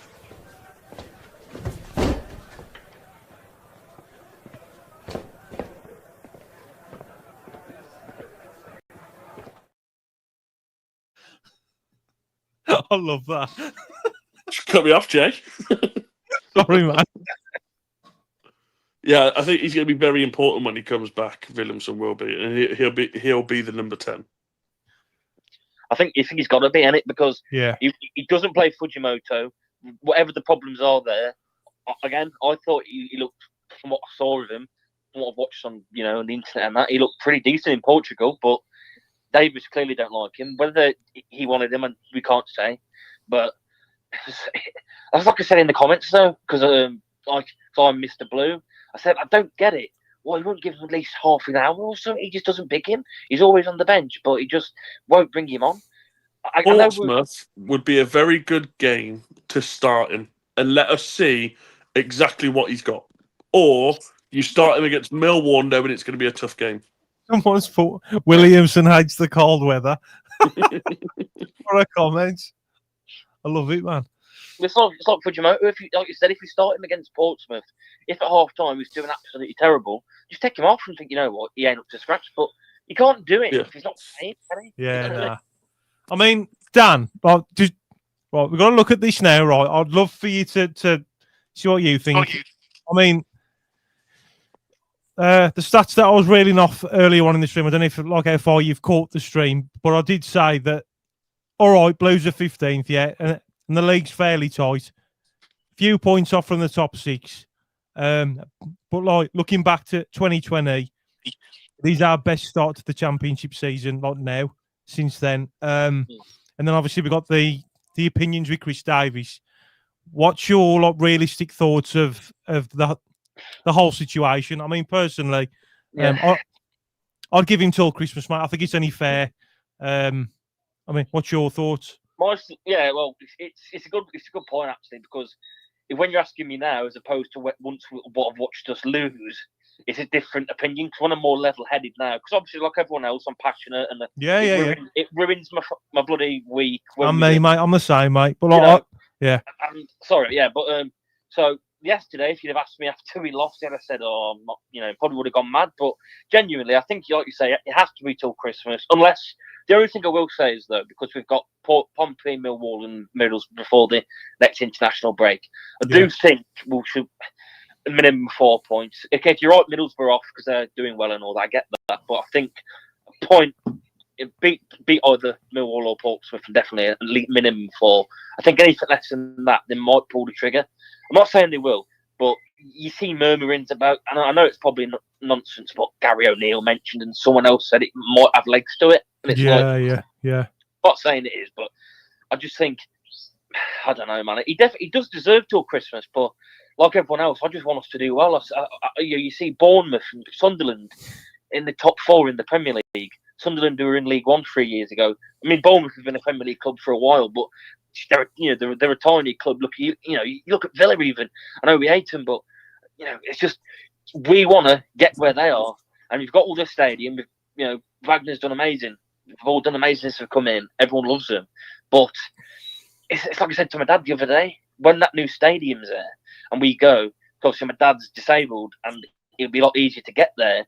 But, you know, you want to be in the Prem because if it is 60k, if we're in the Championship, and not as nice as the stadium might be, we ain't going to feel that we're in the Championship. We just won't because, you know, a lot of the families and the, you know what I mean? They ain't going to come if we're in the Championship.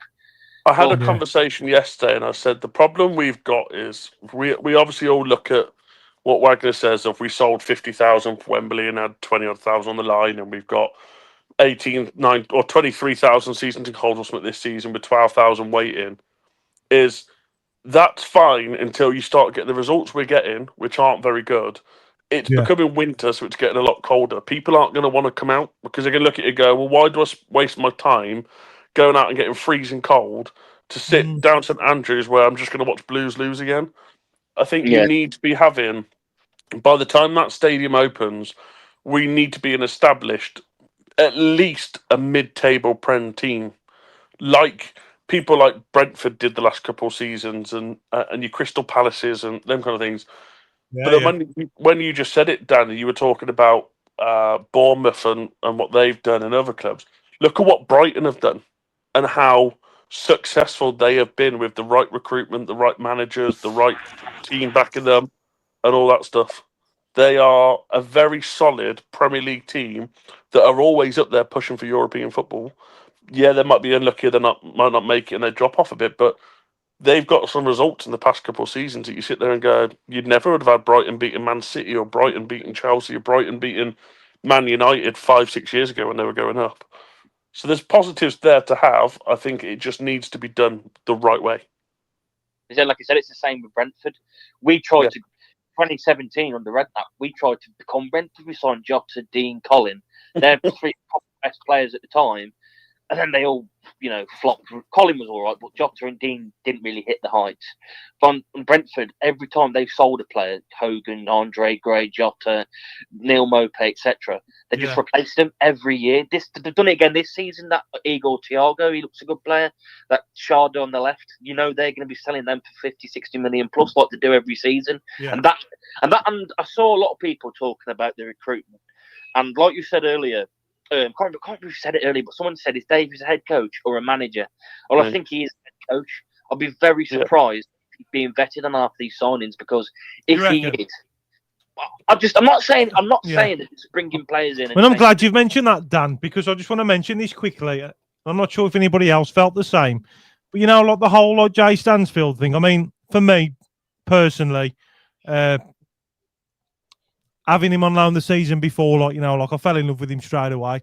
There's something about that kid that I love, like, and even looking back when I had to laugh, like when we first like had him on loan and that, like, and there was like some of the fans on like social media going, "Oh, he's only scored like 9 goals and stuff like for Exeter and all this." But like when I YouTubed and watched his goals back, the 9 goals that he scored, they weren't just fucking passing goals. They was like taking the back of the net off.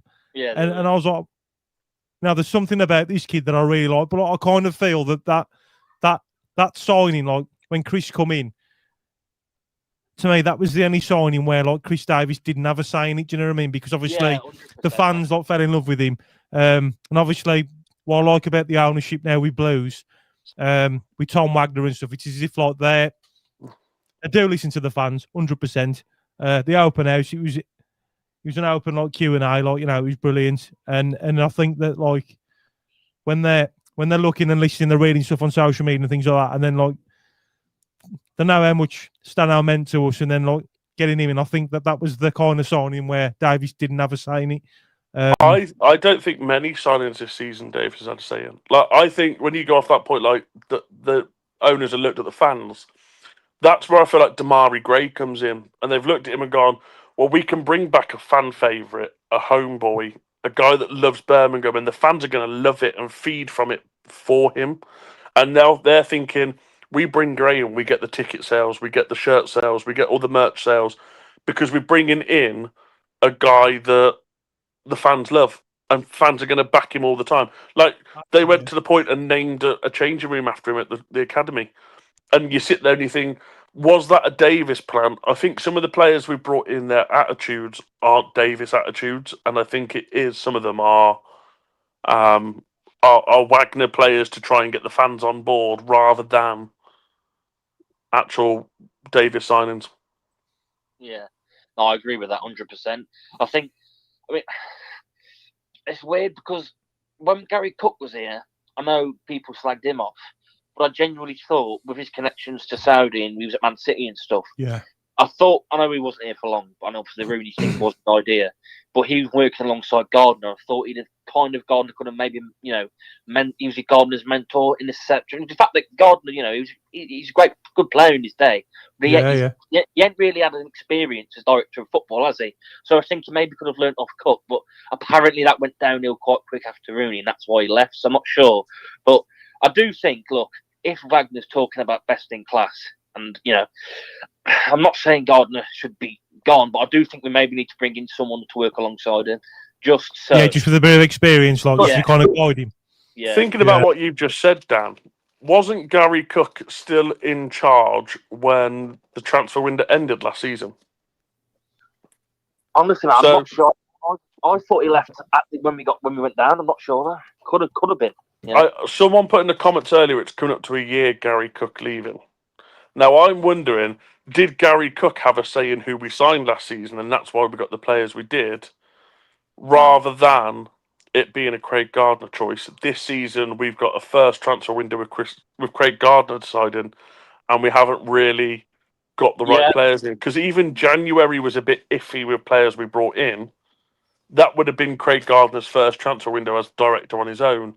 So Gary Cook, I feel like, brought a lot more to the club, but with all the shit surrounding Wayne Rooney, and obviously, I know he mentioned health conditions and stepping away for family reasons, but I have a feeling maybe he was the forefront behind our transfers last season and knew exactly what we needed to get out the league and the right players, and had a bit more sway with Chris Davis rather than Craig Gardner has. And also, I completely agree with that, Matt. The only thing I will say in regards to recruitment, though, if you look at because obviously when stuff gets leaked to the papers, generally someone's leaking it, and that's who we want. So that's who we're looking at. But most of our targets that we leaked, Kyogo, Fujimoto, Gray, 𝒒𝒏𝒄𝒄𝒆𝒔, well, who else did we sign? We've already signed Beadle. Beadle, yeah. Sorry, that's what I forgot. We did sign them. The only one I can think of, two players that we kept being linked to, which means we kept putting it out there, was Vicente, that winger from Spain, and Hwang Hee-chan. And that kept coming back, but obviously that was never going to happen. But what I'm saying is we did seem to get a lot of our targets. So I'm just saying, I'm not saying the recruitment's been poor, but for example, 𝒒𝒏𝒄𝒆𝒔, mate, he looked fantastic against Ipswich, unreal. But he's been awful. The past probably 6 or 7 games he's played, he's been absolutely terrible. Against Coventry, he was absolutely terrible. And Coventry, I felt like he went down injured, didn't he, at one point? And I feel like he went off injured because he was fucking lazy that game, and he was awful, and he didn't want the bollocking, and he wanted to blame this injury, and that was bullshit. We 100% misled at right back, and I prefer Laird over Samuel. Asayi's that good defender to bring in when you're playing against more defense. You need him to play more defensive, like a Preston game. That was a good game for him to come in. No, sorry to put you in, mate. I'm sorry, but I genuinely think, because I've watched that Sinclair Armstrong goal back a few times now, because I always do, even when we lose. But I do think if Samuel was playing, I don't think they score that, because Iwata likes to be inverted to the midfield. Yeah. And they did say, before yesterday's game, I said to my mate, it's all right him inverting to essentially form a box in the midfield. It leaves us to get cut open through the channels, and that's exactly what happened. Cut open, ran through and scored. Maybe with the Samuel, we don't concede that. But I said a comment earlier about Taylor Gardner-Hickman was that versatile player and he should never have gone. And I think he did a good job last year coming in at right wing back or right back when he played. And I think Davis has looked at Iwata and thought he could do the same thing, and unfortunately he can't. Yeah, I mean, I think Iwata was okay against Wrexham, and I thought he was all right against Bristol yesterday. But I do agree. I think I just think with Iwata and Peak is a fantastic recycler of the ball. Yeah, they haven't been the same though, have they, mate? I mean, Iwata, for me, Dan, I don't know. I mean, like, to be fair to him, like, I mean, he's adapted to. All right, we're lacking in the right back situation because injuries and stuff like that. But like, you know, I think he's been useful in terms of like. He reminds me of a little bit like Taylor Gardner-Hickman in terms of like that utility play where you can like adjust him a little bit. And yeah. And if memory serves me right, he did play right back for Celtic, didn't he? I think he did a few times, yeah. Yeah. So like, I mean, it's more so Pike for me. And again, like, mate, I love Pike. Yeah. I love Pike as a player there, like 100%. But I just think that like, for me, there's a couple of like decisions that it's cost us games. You know what I mean? I think we just lack a number 10, and I think I would love it to be Dutch, who obviously is the number 10 and as a striker, or even like we just said about Williamson. If someone could come back who was a genuine attacking midfielder, not a winger, not Stansfield playing there, who's a striker, attacking midfielder, that could solve all our problems. If someone could take the ball off the midfield and do stuff with it, maybe Williamson could like reinvent his form again. That'd be perfect because then we have a natural 10, but he just sits him on the bench in Kanya Fujimoto. You've got that's why I don't get it, man. You've got a fan club as well, Dan. Block 39 have just joined. Yeah, they've put ask Dan what would he do if Chris Davies rang him up going mad. well, mate, I'd love it, mate. If he rang me, I'd say to him, I'd ask him because I keep saying on Twitter because the club have actually blocked me on Twitter. I don't know what I've said to offend them, but the admin's blocked me. Really? So honestly, they've been blocked since last year. I don't know what I said, but I would love to just say to him, look, I don't know what's going on. Like, not in a rude way, but if I was the interviewer, like I would challenge Davis on these subs, like you said at Bristol yesterday, taking Roberts off. Like, why on earth did he do that? Right, yeah. He's our only dangerous winger. Mate, it blew my mind as well, mate. Like, I mean, I said it earlier. Like, I don't know why he took him off. I don't know, mate. But Dan, I don't like to slag players off, but no, I'm the same, mate. I don't rate Kumas one bit, mate. I genuinely think. I know he's young, I know he's. Yeah, mate, I agree. I mean, Kumas for me, like, I mean, the way I see it, he's like, to break it down, he's a young player, right? There's definitely something there, but for me, it's like the final third thing. There's no end product. No, mate. He does all the hard stuff. Yeah. And again, like, there's just no end product with him. Like, I mean, but in all fairness, like, I'm one of these where, like, credit where credit's due. He did put a couple of decent crosses in against the Bristol City game. I'll give him credit for that. But in terms of looking at him at the minute, like, he doesn't really do it for me. And he ain't even our player. He's alone, you know what I mean? I'd understand if we signed him. I could say, well, he's trying to persist with him. I think I'd rather have Hansen than Kumas, to be honest. If I'm honest, I feel like our recruitment may have panicked a little bit after we did them 6 signings in 6 days or whatever it was. Yeah. And then we've brought in Cashin, we've brought in Kumas, and we brought in Robinson as panic purchases because we needed depth, or players already agreed to go out on loan, etc., or be sold, whatever it was. And I think maybe January we could see that some of those go back, and we potentially look at filing and getting the players that we actually wanted and finishing them deals over the line and making some signings. But I feel like potentially Cashin will be one.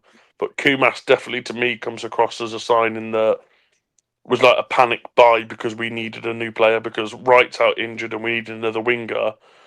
Patrick Roberts maybe was a bit of we might get him, we might not, and that was who our target was, and then it ended up we got him anyway. So I think Kumas might. It was Roberts, and if you remember that Yang from Celtic, we tried to actually sign him. Yeah. And it didn't go through. And and it's just, as I said, mate, I'd like to know, and I know they ain't going to tell you too much these open house events, but I would like them to know who's actually making the signings, because if it is Davis, he can't be, because he does not fancy Fujimoto one bit. He doesn't fancy.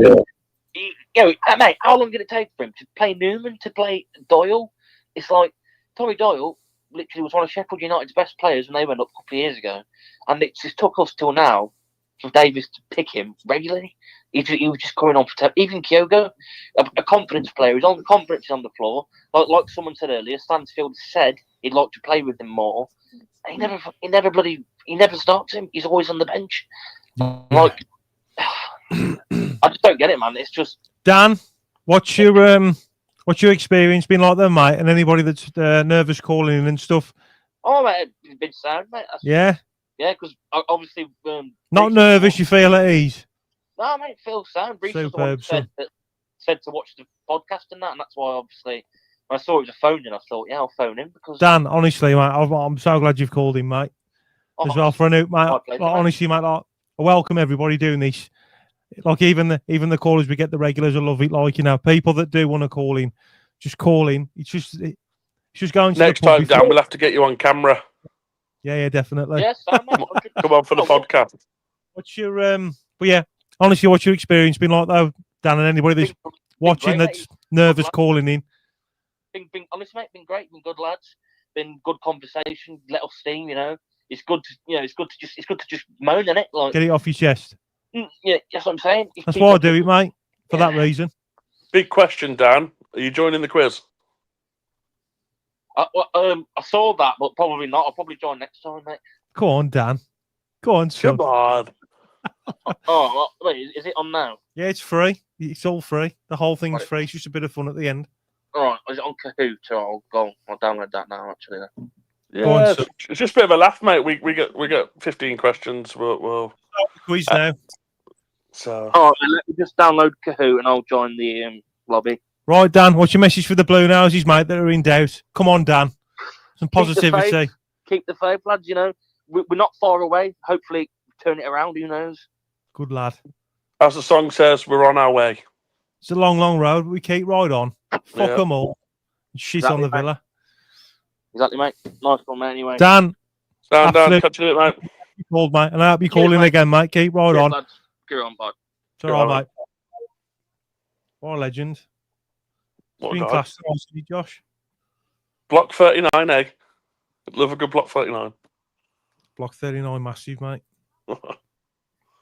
Right, should we start this quiz then?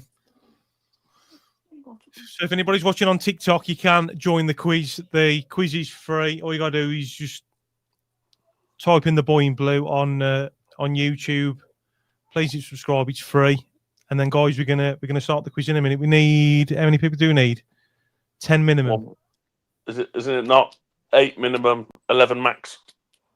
11 max, I think. Mr. Blue, there we go. Well, we've got 8 people at the minute. We need at least 10 to start the quiz. And it's free. It's just a bit of fun to end the stream I off. promise I haven't fixed it. It is definitely correct. Yes, and by the way, I haven't done the quiz. Any corruptness, it's Josh.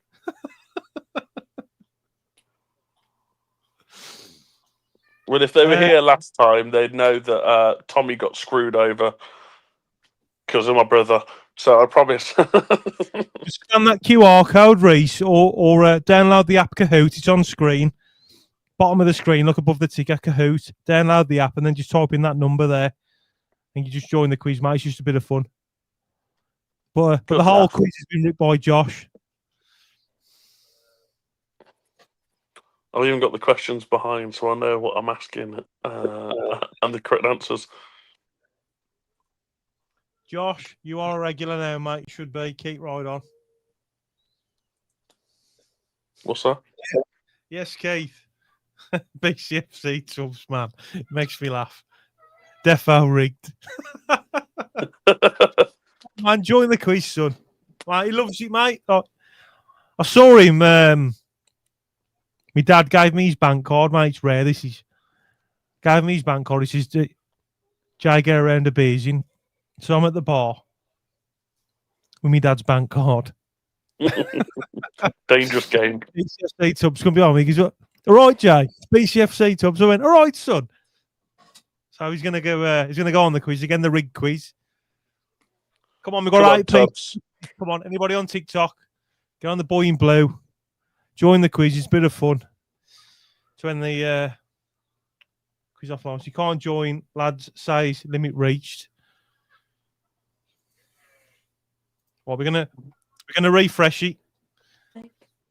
So you got to be on it quick. Right, we're gonna start the quiz now. Right. So Did you name it Josh? Yeah. The quiz is called Josh.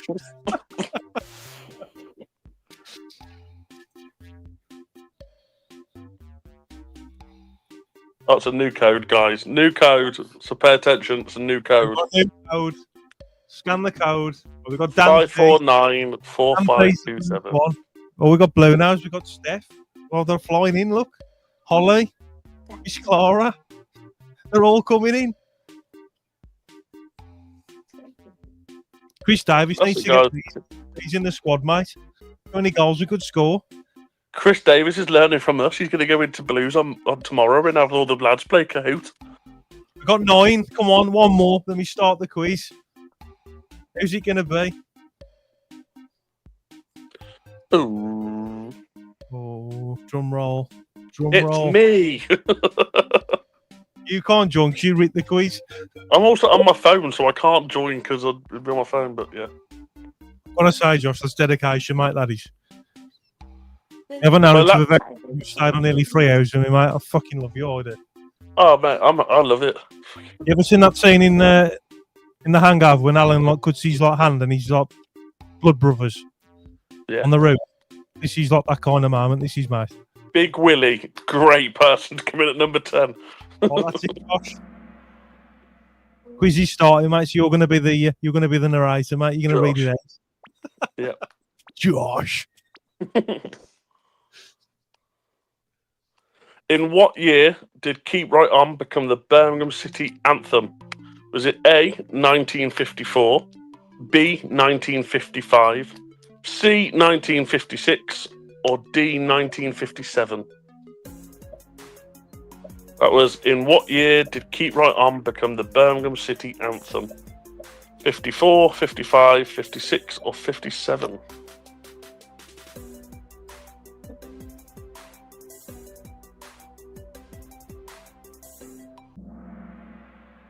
Ooh, bit of a mixed one. It was 1956. Oh, Holly, she's up there. She's up there, mate. How many matches did Trevor Francis manage for Birmingham City? Was it 240, 267, 273, or 290?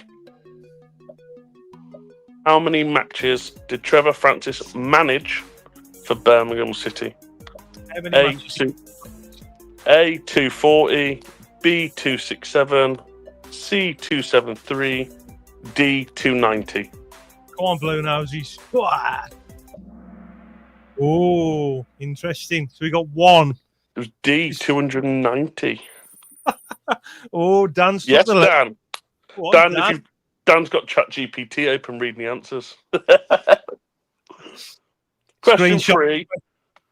Who scored Birmingham City's last goal in the 2011-12 Europa League campaign? Was it A, Adam Rooney, B, Chris Burke, C, Marlon King, D, Nikola Zigic?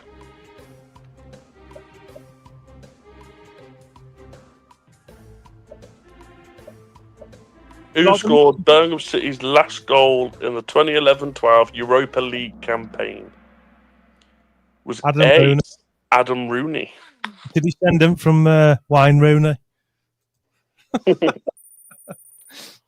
Big Willie. He's up there. Go on, son. He's coming. Big Willie's coming. Question 4. In what year did Beau Brummie first appear? 1995, 1997, 1999, or 2001? CJ, these are good questions, man. They are, mate. Are they rigged or not? No, it took me 3 days to write this quiz. To go over it. Yeah. Would you be happy being chief quizmaster, Josh? Yeah, man. Really? All the time, man. Really? Yeah. It was B, 1997. Great year because I was born. Go on, Josh. Love it, mate. Oh, up the Blues. Took over the quiz. He's leading the way. Go on, son. On the way. Question 5. Who scored the first league goal under Knighthead? Was it A, Scott Hogan, B, Lucas Djukovic, C, Sariki Dembele, or D, Jordan James? Who scored the first league goal under Knighthead? Scott Hogan, Lucas Djokovic, Sariki Dembele, John James. It was Djokovic for the penalty spot against Leeds. Holly, she's reclaimed the place. Go on, Holly. Go on top. Who scored Birmingham City's opening goal in the 2007-8 season versus Chelsea? Was it Mikael Forsell, Oliver Capo, Sebastian Larsson, or Gary McSheffrey?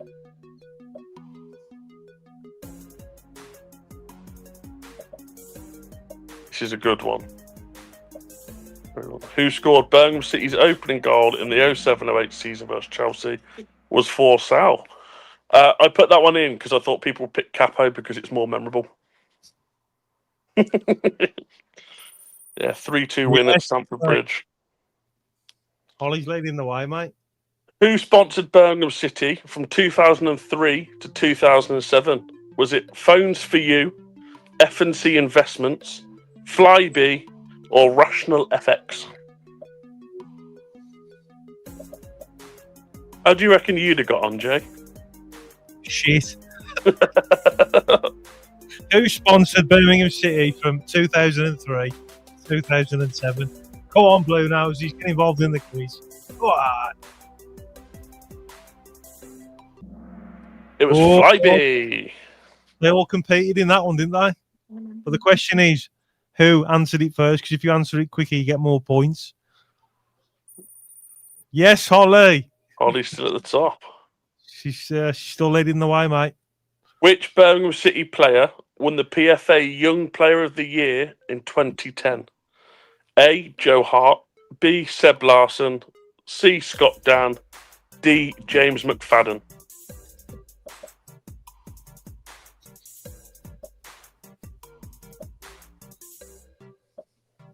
Which Birmingham City player won the PFA Young Player of the Year in 2010? Was A. Joe Hart. It was a good season. He played really well that year. So we got Dan on the rise. Blue Nose is on fire. And Holly's still leading the top on the quiz. Which club did Birmingham City defeat to secure promotion in 2002? Was it Millwall, Norwich, Preston, or Wolves?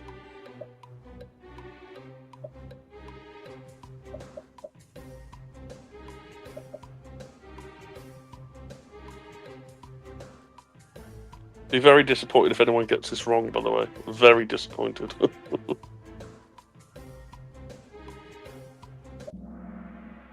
It was B, Norwich. It was Carter for the Premiership. Oh, Blue Noses took the lead. Blue Nose is on fire. Joint points, but was a bit quicker. Who was Birmingham City's first ever England international? Was it Alex Govan, Gil Merrick, Joe Bradford, or Frank Womack?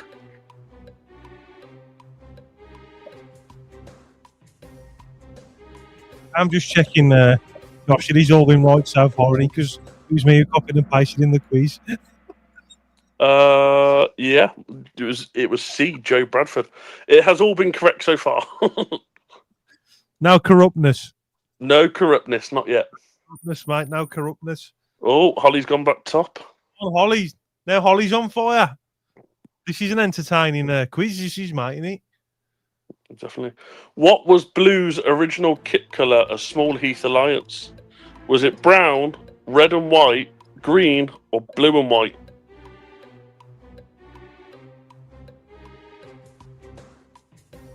What was Blue's original colour as Small Heath Alliance?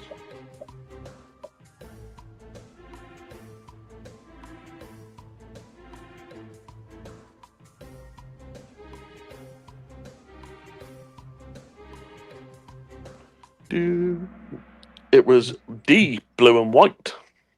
A bit of an obvious one, to be fair, guys. Go on, Holly. She's reclaimed the place. What was the name of the Blues' former home ground before St Andrews? The Heath, the Barracks, Bawdsley Road, or Munch Street? Why did that one end so quick? I don't know. It was D, Munt Street. That one ended really, really quick. God knows. Ollie's on fire. Corrupt, I blame you, Jay. What year did Blues women win the FA Cup?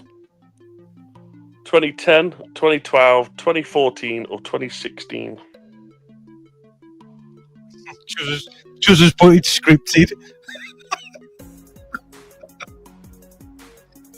I'm having no involvement in this quiz. Nothing to do with me.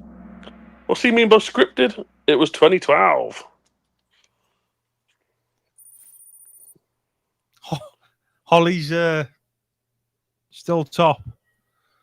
And we got Holly has a streak with 9 correct answers in a row. So Holly's on fire at the minute. I'm having Question nothing to do 14. Who was Harry Redknapp's first signing for Blues? Was it Mark Roberts, David Stockdale, Craig Gardner, or Checkendoi?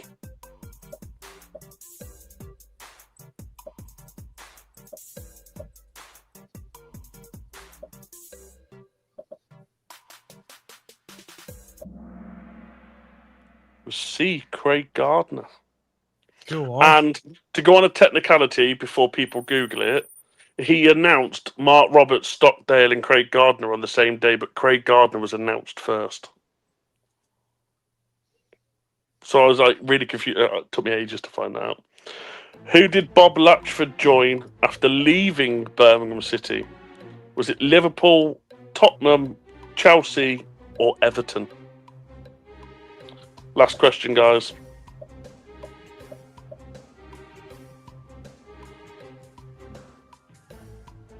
Who did Bob Latchford join after leaving Birmingham City?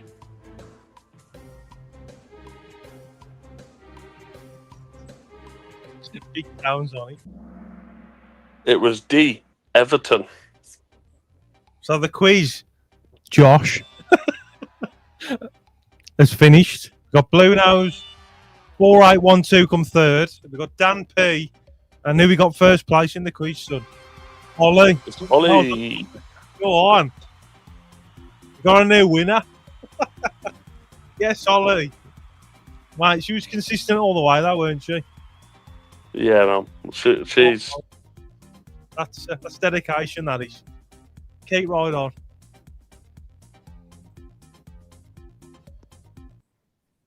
There we go. It's been an absolute belter, isn't it, mate, tonight? Yeah. Pretty right laugh. Thanks for your time and that, Josh, and coming on, and Carl as well, who joined from the Keep Rod on 1875. If you give Carl a follow, there's a lot of stuff with his lad at the Blues games and stuff, and Josh and his brother's channel as well, the 𝒃𝒍𝒖𝒆 podcast. If you give them a follow as well. But yeah, the phone calls we get, the comments, like, I do this for you. It's just a hobby. And speaking to the Blue Noses, like I always say to the Blue Noses, and then the football's a bonus for me. You make the football club for me. I just love doing it. Josh, have you got anything you want to say, son? Yeah, our channel's currently going to go for a bit of a change. Like at the moment, we're live every Wednesday night. That's going to be changing. We're going to go and be doing a few more pre-recorded podcasts due to work commitments and stuff. But we've got a few guests that are going to be coming on and being lined up. So if everyone would be happy to check us out and drop us a subscription or a follow, whatever would be great. And as we always do, Jay, tickets for our charity match are still up for sale. Go to the Born to be Blues social media pages. Check out there. We've just announced Jamie Lawler from Lawler's Law. And Connor Tierney as well. And Connor Tierney and yourself. All playing along for a big match for charity, trying to raise as much money as we can for Help Harry and the Adam Stansfield Foundation. So make sure you get your tickets. Keep an eye on what we're doing and some big announcements coming over the next week or so. Keep your eyes open and hopefully we'll get some more content on there as well for everyone to enjoy. So for anybody that is watching, Josh, just quickly about the Born to be Blues, because this is a new thing, isn't it? So for people who don't know what it is, just give them some information on that and also the charity match. So as of today, officially registered, Born to be Blues is a group that we've brought together It's a few different content creators. So there's the 𝒂𝒐𝒏𝒆 podcast, obviously J Boy in Blue. There's Lawless Law. We've got Tommy Cowsall. We've got Blues Project, I think. Blues Tube. Basically, it's a bunch of different content creators that are going to come together, produce videos of each other, and basically support each other and grow together as a blues community rather than individual channels. We're gonna come together as a big group, and bring you all the content you like to see. There is a conversation at the moment for those that are interested. I don't know if they've ever seen FIFA Pro Clubs. A lot of groups do them, and they do pro clubs together and get an interesting series out of it. It's one of the conversations in the works at the moment of having a Born to Be Blues pro clubs group, which will give you some live, some videos to watch that'll be quite entertaining, and obviously we'll talk about blues in them. And through Born to Be Blues, we've created the charity match on the 31st of May 2026 at Redditch United, where it'll be a group of content creators, ex-professionals, celebrities, local community members coming together and putting on a big event. We'll have stalls there selling products and stuff, raising money for charity, some inflatable things for people to be able to win some prizes, and obviously a big football match as well. Hopefully some of the best ex-Blues and ex-Midlands players we've seen down there all getting involved to raise money for... You are? They're going to be playing as well, aren't they? Yeah, they'll be playing as well. We've got a few lined up at the moment. We're just trying to get contracts sorted and announcement videos, etc., signed. Then we'll get them out, and basically raising as much money as we can for Help Harry, Help Others, which is a charity that localises kids with cancer. After Harry Moseley, who was a diehard Birmingham City fan, back in 2011, he sadly passed away from cancer.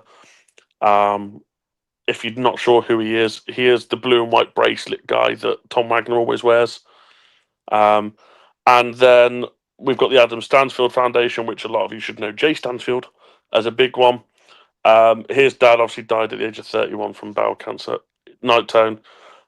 His dad died from bowel cancer, so they work in the community to help other people with cancer. So we're doing a big charity match that'll raise as much money as we can for both of those. We'll have an auction as well, so you'll be able to win your chance to win a signed shirt by the players or some signed memorabilia and stuff like that. And then we'll also be announcing our hospitality event soon, which will be an exclusive event. We'll do a meet and greet and some Q&As with some ex-players, hosted by a certain famous Midlands person that shall not be named just yet. Josh, all the tickets are on sale. have you spoke to the Redditch officials as well about putting some Stella in my water bottle at half time? Already sorted it for you, mate. Don't worry. I'll sneak it in with me. That is nice. You know what I mean? No, Yeah, honestly, it's for a good cause, and Yeah. I'm honoured and privileged, and the excitement of the Born to Be Blues, because we are going to be in talks of doing podcasts and stuff, aren't we? Like meeting up and stuff, Yeah. and doing hopefully a monthly podcast where you've got a lot of blues YouTubers from all different backgrounds that are meeting together and doing one big podcast. We're just trying to find a location. I know Glow Creations, Mike Woody, has generously offered his studio, so it might be us meeting up at Woody's studio and bringing you all a podcast, whether we do it live or we do it pre-recorded, whatever it be. But you'll have multiple different content creators there. So some people you may never heard of, some people you may watch alongside us.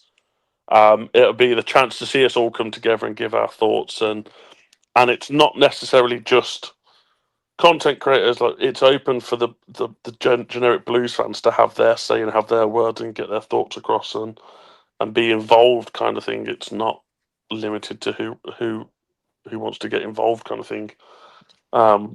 A lot of people will be getting involved, so yeah, we look at doing a monthly podcast and getting that out there. And obviously, like I said, different types of content, maybe some online FIFA, some in person. Maybe we'll just get together and go down a local football field and just play crossbar challenge and see who wins.